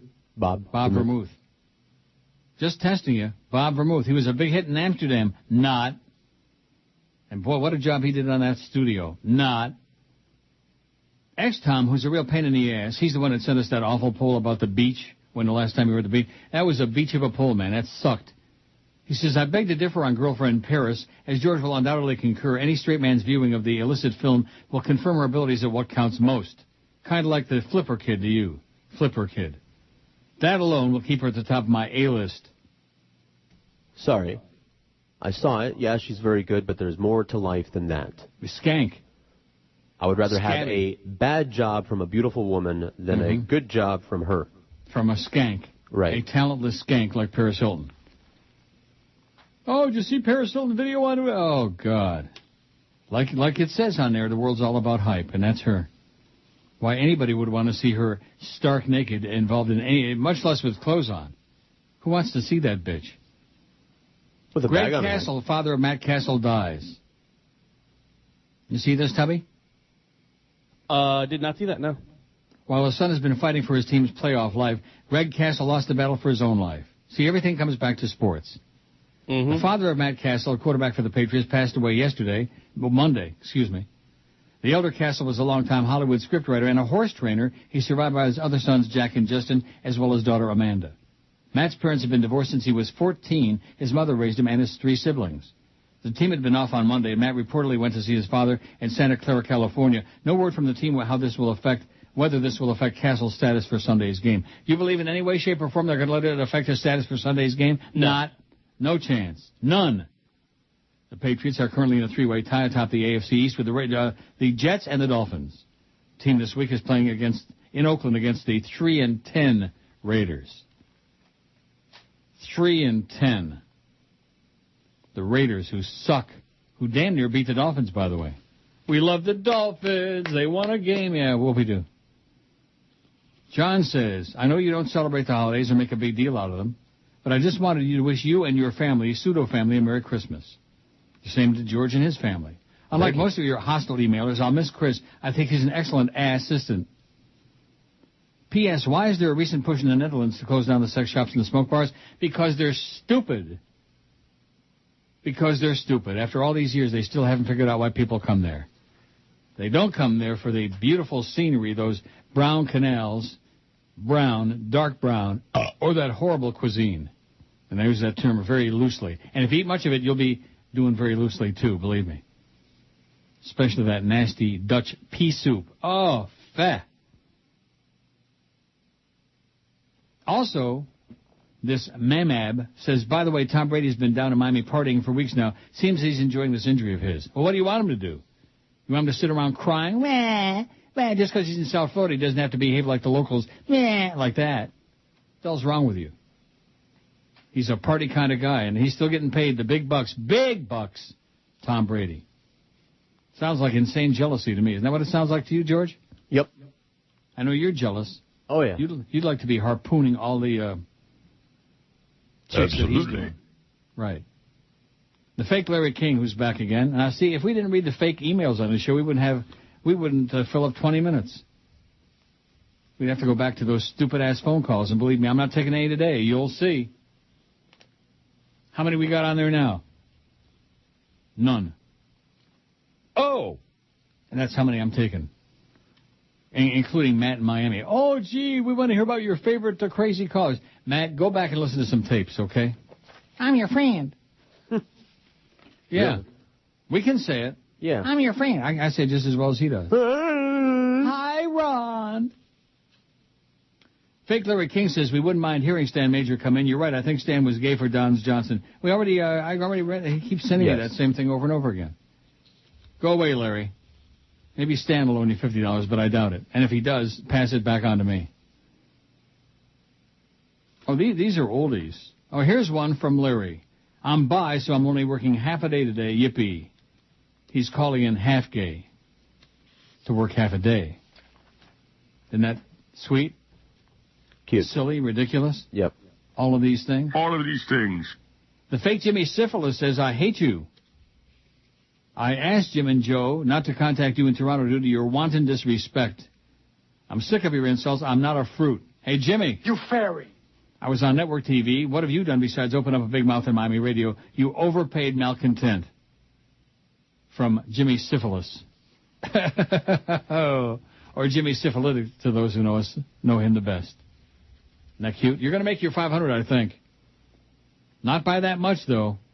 461. Hey, 461. What? We only got to get it. We don't have to get it by a lot. You don't have to win by more than a schnoz? Exactly. Like a horse race. You don't have to win by 13 lengths? 461. Madonna's up to 5. Paris Hilton, though, has got 216. Only the most desperate of the desperate of the hetero guys would have watched that thing. Oh, what would you know, Neil? I know. Believe me. I know hot when I see it, and she ain't even, like, lukewarm. Just like Tila Tequila. Just barely with a pulse going, you know? That's how warm she is. Oh, it's your chance for love. It's your second chance at love. Oh, my God. And you really think there's hope for the future of the human race with that garbage on the air? No. Like Brandon said, MTV Once Upon a Time was really a neat channel, you know? A lot of great music videos, a lot of great fleshy shows like Real World and like that. What was the other one? It was Real World and there was one other one. Road Rules. Road Rule, that's it. They ruled. And now you've been fooled. Because now it's, we're searching for love, and you're out. I hate to tell you, but you're ugly and you're tattooed and you're gross and come back. Like all the guys on there last night. My ass looks better than their face. That's how bad those guys were. Now, you think they do that purposely? They bring on a lot of really loser guys so it's easy for her to make the choice? Yes. And then she got turned by the I'm not sure I'm a dyke bitch. She got turned down by her at the end of the show. And everybody's crying and running off the set. And, oh, yeah. I guarantee you that's for real. Just like professional wrestling, man, it's for real. The Jerry Springer show. I guess maybe that's the purpose of those shows on MTV, is to kind of like get the young'uns ready for Jerry Springer. You know, kind of like wean them into that, into fake crap, into contrived controversy. Then they can listen to the Mr. Ego show if they can find it on the dial. Contrived controversy. The biggest names, the best talent. It's the Mad Dog. Jim Mandich. All right. Afternoons, 4 to 7. Sports Radio 560 QAM. The sports leader. Grab my junior, honey. Tonight on the National Geographic Special. After 14 months at sea, Jacques Cousteau and the crew of the Calypso disembark on a well-deserved shore leave in Monaco. I walk into the ballroom of the Prince's Palace wearing a Run DMC t-shirt and ripped Levi jeans. Suddenly, I realized everyone was wearing tuxedos. I was aghast. Don't miss the underdressed world of Jacques Cousteau. In my embarrassment, I dive into the punch bowl where I encounter my son Philippe snorkeling around the sherbet. Tonight at 8 on PBS. One of your favorites. Yeah. Oh, not anymore? No, I like all the under whatever worlds, but the underwear world is the best one, the one I like best. But I'll take them all. Which is the one I just played? The underdressed world. Oh, well, that's coming up in the I also next like break. the underarm world of Jacques Cousteau. Really? Yes. Well, excuse us. 1:15 at 560 WQAM. Happy Wednesday to you, the 10th of December. Boy, another 3 weeks and we'll be right there at the new year. I think Bruce Beasley's in the building to fire Joe Bell. Wouldn't that be great? Anybody see Joe slumping his way out of the building and, dragging his tail behind him on the way to the parking lot? And will he have to turn in that expensive company car or what? I don't know. I reckon. You think? Well, maybe you can give him a ride home. Sure. I bet you Fat Chris would be delighted to give him a ride home. Huh? Take him out in the glades. We're talking about your friend Jolly Joe, man, your buddy. Take him out in the glades and turn him into gator food. The fake chronic from Lutz says about Hulk Hogan, and it says H-U-K, Huck Hogan. I heard you and that spick on your show, Bad Talk Hulk Hogan. He is Bubba Love Sponge's best friend. You'd better watch out. Hulk comes on the show all the time, and him and Bubba work out every day. Sounds like a Bubba Micey to me. Ooh. You don't watch out, I'm going to tell Bubba you're talking crap about his family. Bubba's going to beat your ass in the ratings. Ooh. Well, that's going to be pretty hard because Bubba's on 6 to 10. Bring it. Yeah, he's on 6 to 10. And I really would like Hulk Hogan to hit me and do some permanent damage to my jaw and disable my ability Get his to speak ugly clearly. ass off TV for good. What a bunch of crap. That whole thing, all these reality shows, they're shows for morons. And I've watched, little bits and pieces, and I've decided, not for me. I mean, I'm a moron, but not that dumb. It's one thing to be dumb. It's another thing to be dumb enough to watch that crap. Oh, but it's reality television, Neil. That's where it's at. Yeah, right. Gene Simmons. First of all, when's the last time anybody ever saw Gene Simmons? How many hundred years ago besides that show? I don't know. Last time I went to a concert, I reckon. And how many years ago was that? About 80? 100. Mm-hmm. Jesus says, just heard you read my previous email. Last time I requested that bit was years ago over the phone, and that's what George said, and you said it was called. It's the bit where the plane goes down and George Geldy and Mo survive, and they end up snacking on Mo. I have no idea what that is. Me either. Mo Bandy? I'll ask Driven Brian. by Carl Allen. I beg your pardon? I'll ask Boca Brian. Yeah, that's right. Probably he would know since it's his bit. Or maybe he forgot to. Ask, is Chicken Neck in his little box? Now, how does this work? Does he also have a little box? Yes. And Eric's got a little box. We're all in the box together. Here's one from the real Larry who says, it's really amazing how many listeners are named Larry. Signed the real Larry. Oh, yeah. What a perspicacious observation and great comment. That's a medley of our email this segment. See, I saved the bedtime stories for the last hour because we get to a certain point and they run out of gas. The Dow's up 127. And Sirius is hanging right in there at 16 cents. Oh! All right. I'm Serial. 16 cents for that swill. Well, we're fresh out of money. We're fresh out. Yeah, you're fresh out of everything, okay? You're done. You're finished. Satellite radio. What did I tell you about that in the beginning? And when times start getting tough for people, they cut out non-essentials. And if there's anything that's non-essential, it's paying to listen to the radio. My God. And don't give me this stuff about cable TV. Cable TV, what's the comparison? There isn't any. There's none. Can you even begin to imagine going back to the days of like the rabbit ears? No, thank you. With just the local yokel channels on there? I mean, you get the network crap. I don't watch any network shows. Now that I think of it, I don't watch any network shows, not a one. I watch the NBC Nightly News because I got to watch some news show, and I sure don't want to see Wolf Blitzkrieg doing his professional Israel pom-pom thing. But what else is there to watch? You know, Nightly Simpsons News. and that stuff. On regular over-the-air TV? Right. Really? Family Guy, American Dad. That Oh, boy. Sunday night Fox lineup. I'm getting rid of my cable. But that's it. Not. That I can think of. 60 Minutes. You watch that? I don't watch that anymore either. Since Leslie Stahl kissed Antonin Scalia's ass, I just will not watch it anymore. They couldn't handle the truth about that Dan Rather piece, and rather than defend him and point out that story was absolutely true about Bush's evasion of serving in the war, No, we can't support Danny Boy. That was the beginning of the end for CBS. You see the big tear in the CBS eye. It's a big tear. Kind of like the big tear in Bruce Beasley's eye. He's probably wandering through the building now. Who came in and breathlessly told you that, by the way, Fatso? I was told by a couple people when I was in the bathroom. Was Bruce in the bathroom while you were in there? No.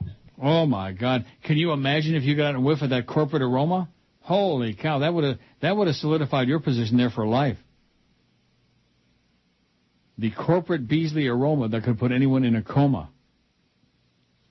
A special legislative committee is prepared to offer the Seminoles an exclusive deal to keep their Vegas-style slot machines, but wants to take away the tribe's blackjack and baccarat card games. I still don't know what baccarat is, and I still think it's baccarat. Remember Lou, what was his name? Lou Baccarat Chevy? Burt Baccarat? And Burt Baccarat, yeah. Who's he married to? Carol Sager or something? Carol King. Okay. Is he? I don't know. He's not married to Carol King. Maybe he is. Google it. Burt Baccarat. If you can spell it. He's being banned from the Seminoles, Burt Baccarat. The effort to find agreement with the tribe comes after Governor Charlie Limperist Crist struck one with them last year only to have the Florida Supreme Court rejected. Crist, the High Court ruled, didn't have the authority to allow the Seminoles to operate card games at its Hard Rock and other casinos. Hey, Charlie. You fairy. Only the legislature can do that because it would require change to state law. But the Seminoles, the state's sole operators of card games, may not agree to let their lucrative games go, their lawyers said yesterday.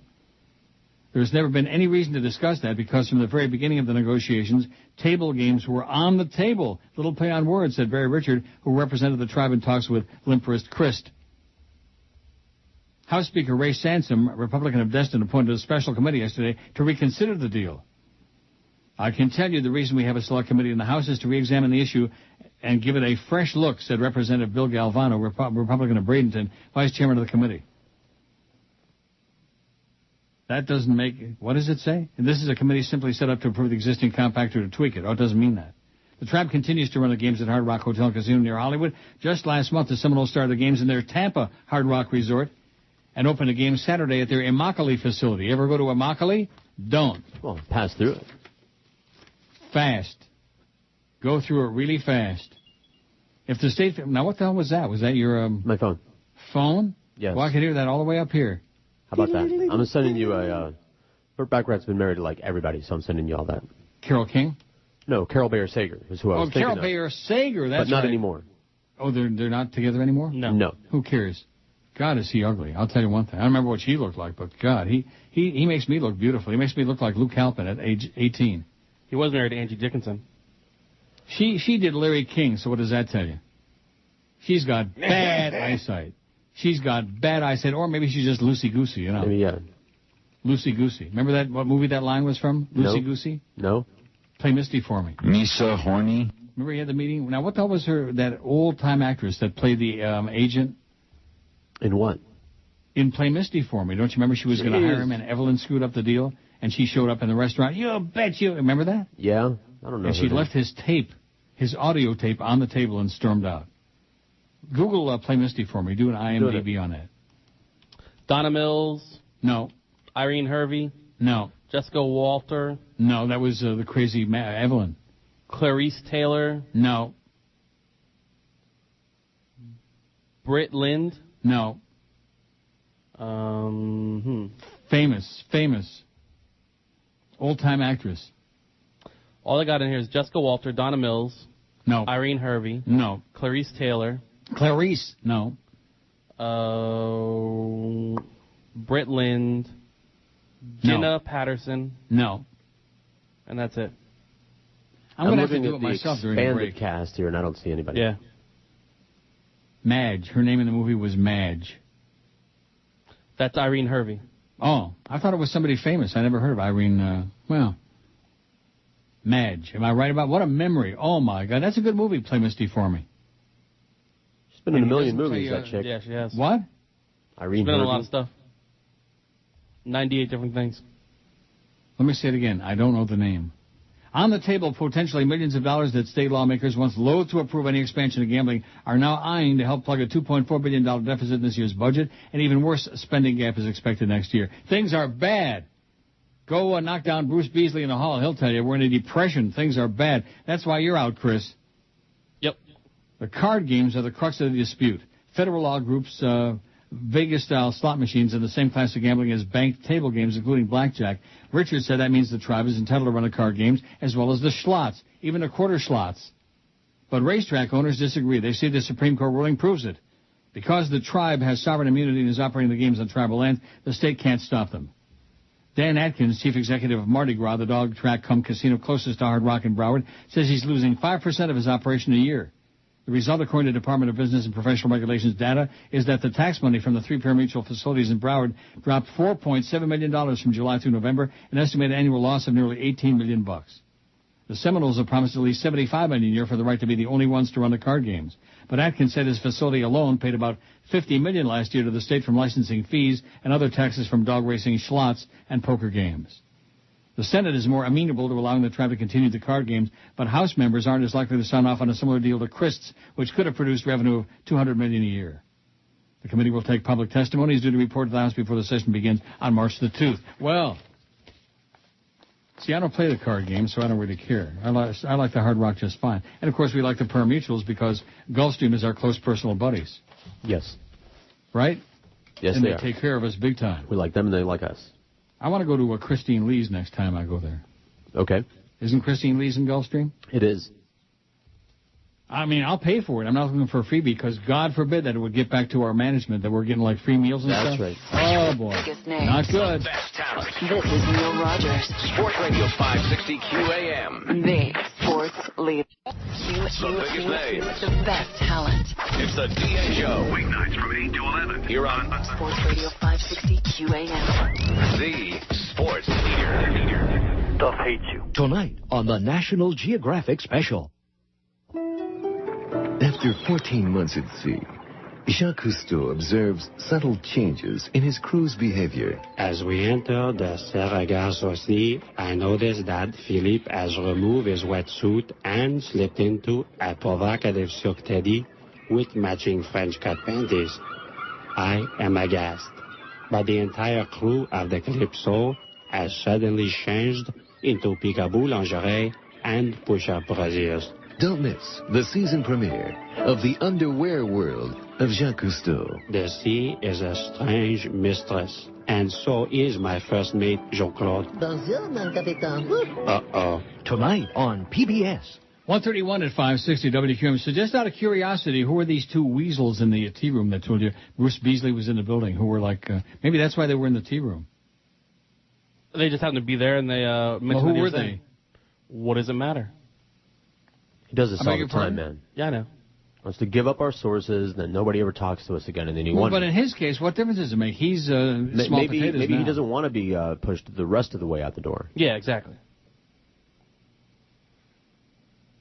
So you're not telling? No.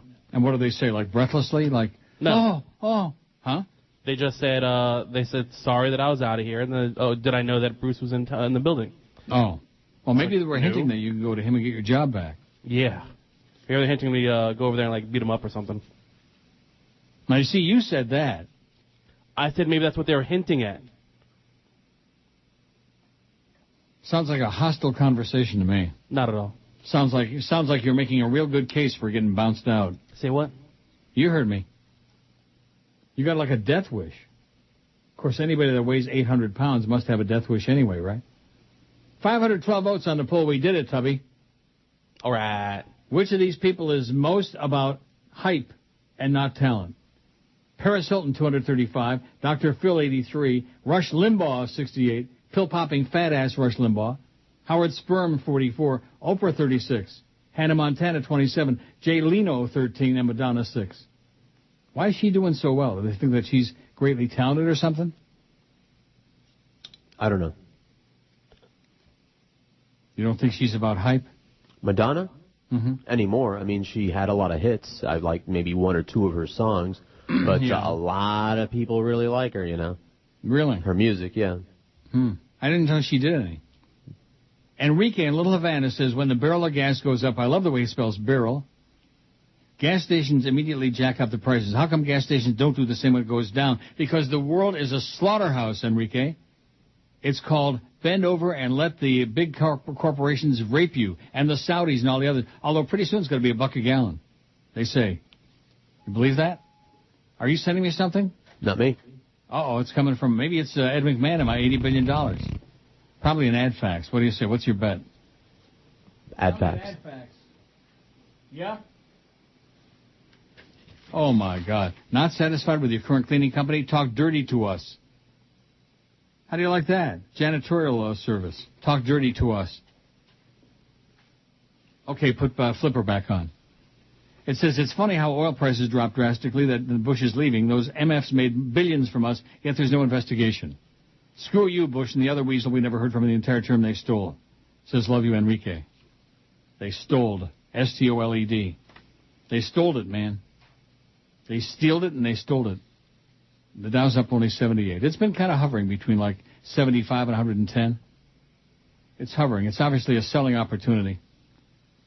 And Sirius is hanging solid there at the 16. Rock solid. 16 cents, that is. And here's one from Mamab, who's just chronic as can be. I mean, I finally blocked Yug or whatever that one guy is. I just get tired of the crap, spewing. Yep. Spewers. Let me say it again. Complaints and critiques and criticisms, and it's the holiday season. Even last night I heard somebody on the tube talking about how this is supposed to be the time, people are nice to each other and yada. Not in South Florida. And certainly not to us. They want to be as hostile and negatory as they possibly can. Hostile. It says, at least Wolf Blitzkrieg is a good boy chick and calls his mom and Tamarack every day after doing his show. Well, good for him. Give him a gold star and a purple jelly bean. No, give him a Star of David and a purple jelly bean. Professional Zionist. Goofball. That's Wolf Blitzkrieg. He's in the Situation Room, the most pedantic man ever to even say hello on TV. Pedantic. So George faxes me along this, which, believe me... Oh, yeah, and here's why I finally blocked this idiot. GHB, with 40 million letters. Mm-hmm. Subject, SPCA. Have I been talking about the SPCA? Not that I can recall. Not lately. Neil, I can't believe you're supporting the SPCA in their efforts to ban dog and horse racing, you backstabbing turncoat, which he knows damn well I'm not, and I never said that I was, and I haven't been talking about that, but nevertheless. Am I banning the SPCA? Am I supporting them? I've never heard you say any such thing. No, I've only been critical of them and PETA. But nevertheless, don't confuse Grubber Tullis Jr. with his 85 letters on there. Whole series of these people, and I'm just blocking and banning and blocking and banning and deleting and blocking and deleting, and that's it. Because that's what it boils down to. Almost enough to make you want to take some of those great calls, I'm your friend. I'm your friend. By the way, Bruce, be sure and thank Joyce for us when you go back over to West Coast. Thank her for her tremendous assistance on the show. That was only up 50 points now. And Joe says, I found this format. I look this format, very original, no calls, just emails. I look it. I think he means I like it. But it says I look it. I look this format. I'm a South Florida escapee, too. I'm in Atlanta, Georgia. What an age to be alive. I can get your show on the net while I'm working at home. Anyway, my favorite bit is the one a few years ago, down in South Florida on business, I heard it. The one where Dick Cheney is lying on the sofa listening to the 1 to 2 hour. That's not a bit. How about an encore of that one, Dick Cheney? Yeah. By the way, Boca Brian said the bit with the cannibalism is Greg Reed Thanksgiving, he thinks, and I don't have it. You might, but I don't. Greg Reed Thanksgiving? Don't got that. I've got this one. Greg Reed the Mumser. A Mumser. No. I got this one. Well. From Greg. Well. I got that. But I don't have whatever you're talking. I don't even... Greg Reed what? Thanksgiving for what? A Greg Reed Thanksgiving. In fact, if I were you, Tubby, I'd go running around the building right now before it's time to depart. I'd find Bruce Beasley and tell him we all want Greg Reed back. We just took a vote and we want Greg back. All right, I'll go do that now. Is he getting up? Is he leaving? No. That was only up 49 points. There's Laura Bush on there. Oh, no. Now. Oh, I'm telling you, that whole southern rednecky thing, I just can't deal with it. I just, can't deal with it. Don't like the draw. Like Phil Simms and his sideline and timeline. Don't like that Texas talk. Just fine. I can't handle it. I mean, do people really speak like that, or is it just put on just to piss off the rest of us? They talk like that. They talk like that? Yeah. They sideline? Yeah. I think Phil ought to spend a lot more time on the sideline and off my TV, off the air. Phil Simms. I'm positive that he's equally obnoxious to Chris Collingsworth. Although it seems that everybody hates Chris Collingsworth. Even more than Jerk Street. I know Tubby hates Chris Collingsworth, likes poison, would like poison his cornflakes. Exactly. Burt Bacharach's been married 4 times. First to Paula Stewart, second actress Angie Dickinson, third to lyricist Carol Bayer Sager, with whom he collaborated on a number of pieces, and fourth, since 1993, to Jane Strauss Hansen. I wonder if she's from the Hansen group, you know? Remember the Hansens? Yeah. Now, who do you think is going to be around longer, Hansen or the Jonas Brothers? Well, Hansen's already not around anymore. One of them died. I mean. Well, that's what one of them died? Yeah. I thought I told you one of them died, and you said no. I don't remember you saying that, and me saying that in response. One of Hansen died? Yes. And the group died? I don't know. Well, we sure hope that. And that Kenny, what's his name? What's his name? Jonas. The real ugly one. He's threatening to leave because he didn't get much attention, I guess. Nick Bacharach was born premature. Oh, Nikki Bacharach, excuse me. I wonder if she's kin to that fat Nikki Grossman. Nikki Bacharach was born prematurely in 1966. It was for her he wrote the instrumental piece, Nikki. I never heard that. Did you? Nope. No. She had chronic health problems as a result of her premature birth, also was diagnosed with Asperger's syndrome, and spent 9 years at the Wilson Center, a psychiatric residential treatment facility for adolescents in Faribault, Minnesota. She committed suicide by suffocation using a plastic bag and helium on January 4, 2007 at age 40. Bacharach said she quietly and peacefully committed suicide to escape the ravages to her brain brought on by Asperger's. Well, I bet you Chris is going to have a couple of those for lunch, a couple of Asperger's. Asperger's? Where do they serve them? Oh. Rectum. Oh, no. Woo! Now, did they finally get those anus burgers with bacon and cheddar at Mickey D's down there, or are they still just here? I haven't. You don't know? A fat guy like you that eats tons and tubs and gigantic oozing amounts of food every day doesn't know from the anus burger with bacon and cheddar? That is one hell of a sandwich. Plastic bag and helium. Keep it in mind, Jolly Joe. Sports Radio 560 QAM. The sports leader. The biggest names, the best talent. It's the Big O, Orlando Alzugari. Afternoons 2 to 4. Sports Radio 560 QAM. The sports leader. Get the honey, Junior.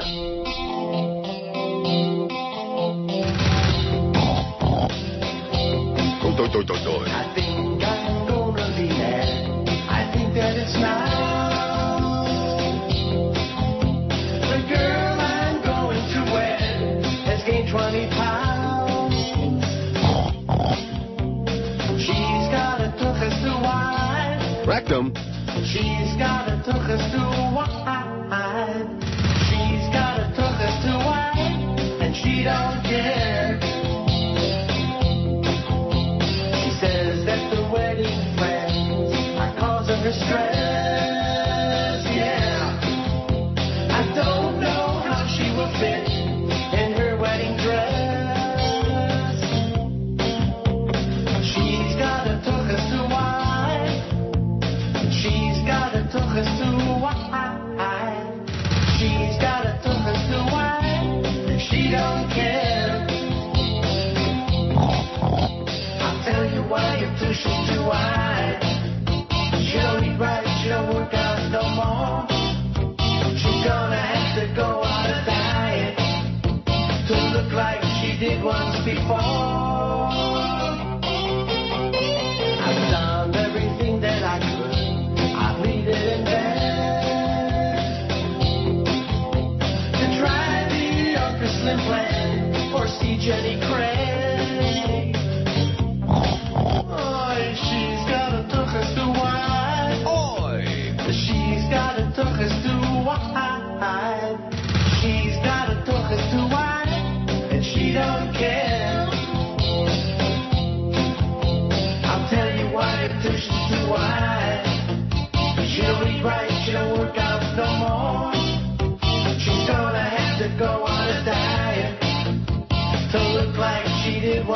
before.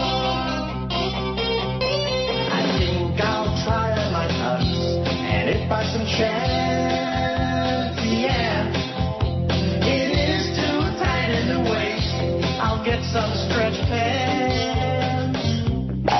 'Cause I've got a tuchus to wide. I've got a tuchus to wide. I've got a tuchus to wide. We make a good pair. We make a good pair. We make a good pair. We make a good pair. The only reason I like to play that is because I love the way he says tochus, you know, like a real Jew. Yeah. Tochus, not tuchus. And then, of course, that's probably the only bit we've got that we have an alternative that says, please don't play it. I can't stand tuchus too wide. See, even Guitar Man can't say it. It says tuchus. Yeah. What kind of a Goyisher cup is he? Touch us. Touch us? Don't touch us. You might catch something. 529 on your poll. You did okay, Fatso, for your last day. I mean, so what's the deal? You're going to be here tomorrow? I believe so. And Friday? I think so. And then when George is on vacation in a couple of weeks, you'll be here then? Well, I hope so. I sent And then when I'm an on email vacation to the week after that, you'll be here with George then, right? I hope. Yep. No. I sent an email requesting to work those days, but I haven't been told anything. Oh, well, maybe that's what they're discussing right now. You know, the high-level meetings, I'm sure, include you. Oh, totally. Not. Ida says, I know it's too late, but my last boyfriend was thinking, and you might agree, that no talent bitch Gloria Estefan should be on the poll. No, not at all. She's small potatoes.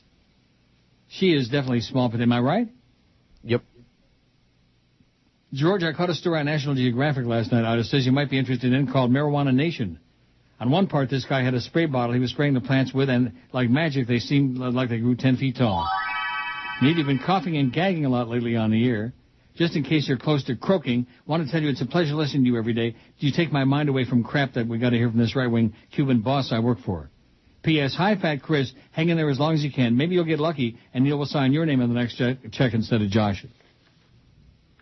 I'm going to think about that. I think that would be, you know, because Josh now is a big shot. He hangs out with Joe Bell, has lunch. Well, in fact, he's probably in a meeting right now with them, with the Beasleys. Josh Cordes. That's probably why he didn't come running in to get that measly Beasley check. What do you think? Mm-hmm. Something to think about. Yep. Got it? Got it. Here's one from Matt in Miami. This is the guy who loves the callers. I'm a long-time listener to your show. Feel it's best value for the money. Yeah, the price is right, Matt. You are very entertaining and funny. I don't know what I would do without your show during the middle of the day. I'm glad you started mixing in some of the phone calls with the emails. No. The emails were starting to get old. No. I know you get tired of all the chronic calls also, but hearing different voices is a lot better than hearing just one voice. It gets to be monotone after a while. No. Besides, you have some of the best entertaining calls in the radio business. Not. Yes, I agree with you. Some like Prozac Ron, Paco Update Guy, Old Man John, and a few others do start to wear on you. Other callers are pretty good entertaining. I noticed you dislike the quarter schlot guy. Oh, you ought to see how he spelled quarter and schlot. S-L-O-T-E. I've yet to figure out what has he ever done to you. He's boring. He has nothing to say, okay? Other than the fact he's the quarter schlot guy. He's boring and chronic. He has a thick man's voice, not a guilty, squeaky voice. I was wondering what happened to the Lucy Lopez guy. I know he would always give George a rough time. Hoping you can help me out with some answers. Take care. May God bless you, Matt in Miami. May God bless you. Isn't that just what I'm expecting on here? May God bless you? Yes. Oh, boy. Fake Larry King says, if you aren't going to bring Stan in, which we are not, can you call him for us? Face down in the gutter listening to the Stan Major show. Did you ever hear Phil Henry do the fake Stan Major? No. I didn't know Phil ever did Stan. But I guess he did. Are you sure? Uh-huh. I didn't even know that Phil Henry even knew Stan Major. Me either. But Phil knew Rick Spiderman. He knew all the... Yeah, Rick Spiderman. Rudy says, what happens for whatever reason you're doing the show, Tubby? Is George going to do the show by himself? Yeah, George is going to do the show by himself. I'm laying out. I'm going to call him gay every day. I thought you always did. Well, why do we have to have just Gay Wednesday? Why show can't up gay every day. Call him gay. That's a good excuse. Oh, yeah. Here it is. It says, hey, Neil, your boy Jimmy Syphilis Shiraz together, listening to some of his great lines on WIOD this morning. His idol is Rush Limbaugh. He thinks O.J. was given a harsh sentence, called O.J. a gentleman, and he's calling Obama a liar already. What a sports hole piece of crap. You should have him on your show as a guest. Oh, yeah, it would make for a great hour or two. And by the way, I have a solution for Fat Chris's problem with his hours getting cut. Keep Chris and get rid of George. Chris is more talented, needs the money. Shameless bid, please. Ebonics Airline. And guess what? There ain't no such bid. But nevertheless. There is. I play it all the time for that person. Yeah, Bill Rogers. About to do. Radio 560 QAM. The sports leader. The biggest names, the best talent. It's the big dog, Joe Rose. Weekday morning, 7 to 10. Sports Radio 560 QAM. The sports leader. It stinks in Miami town at 560 WQAM.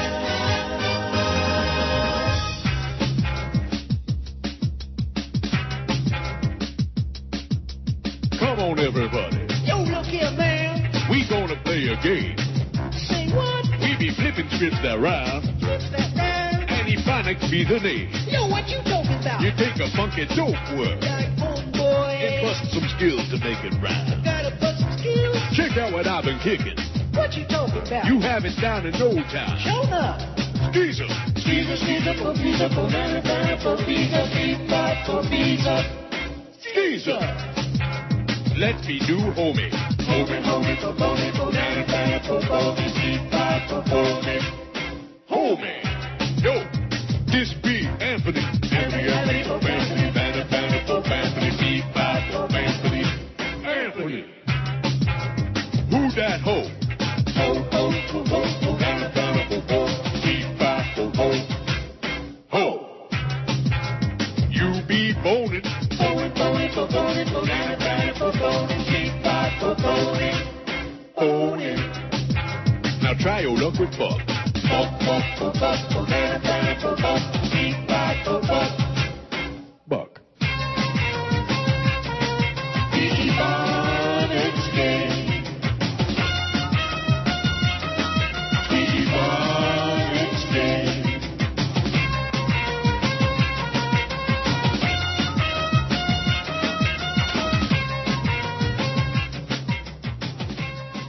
Bye, bye, bye.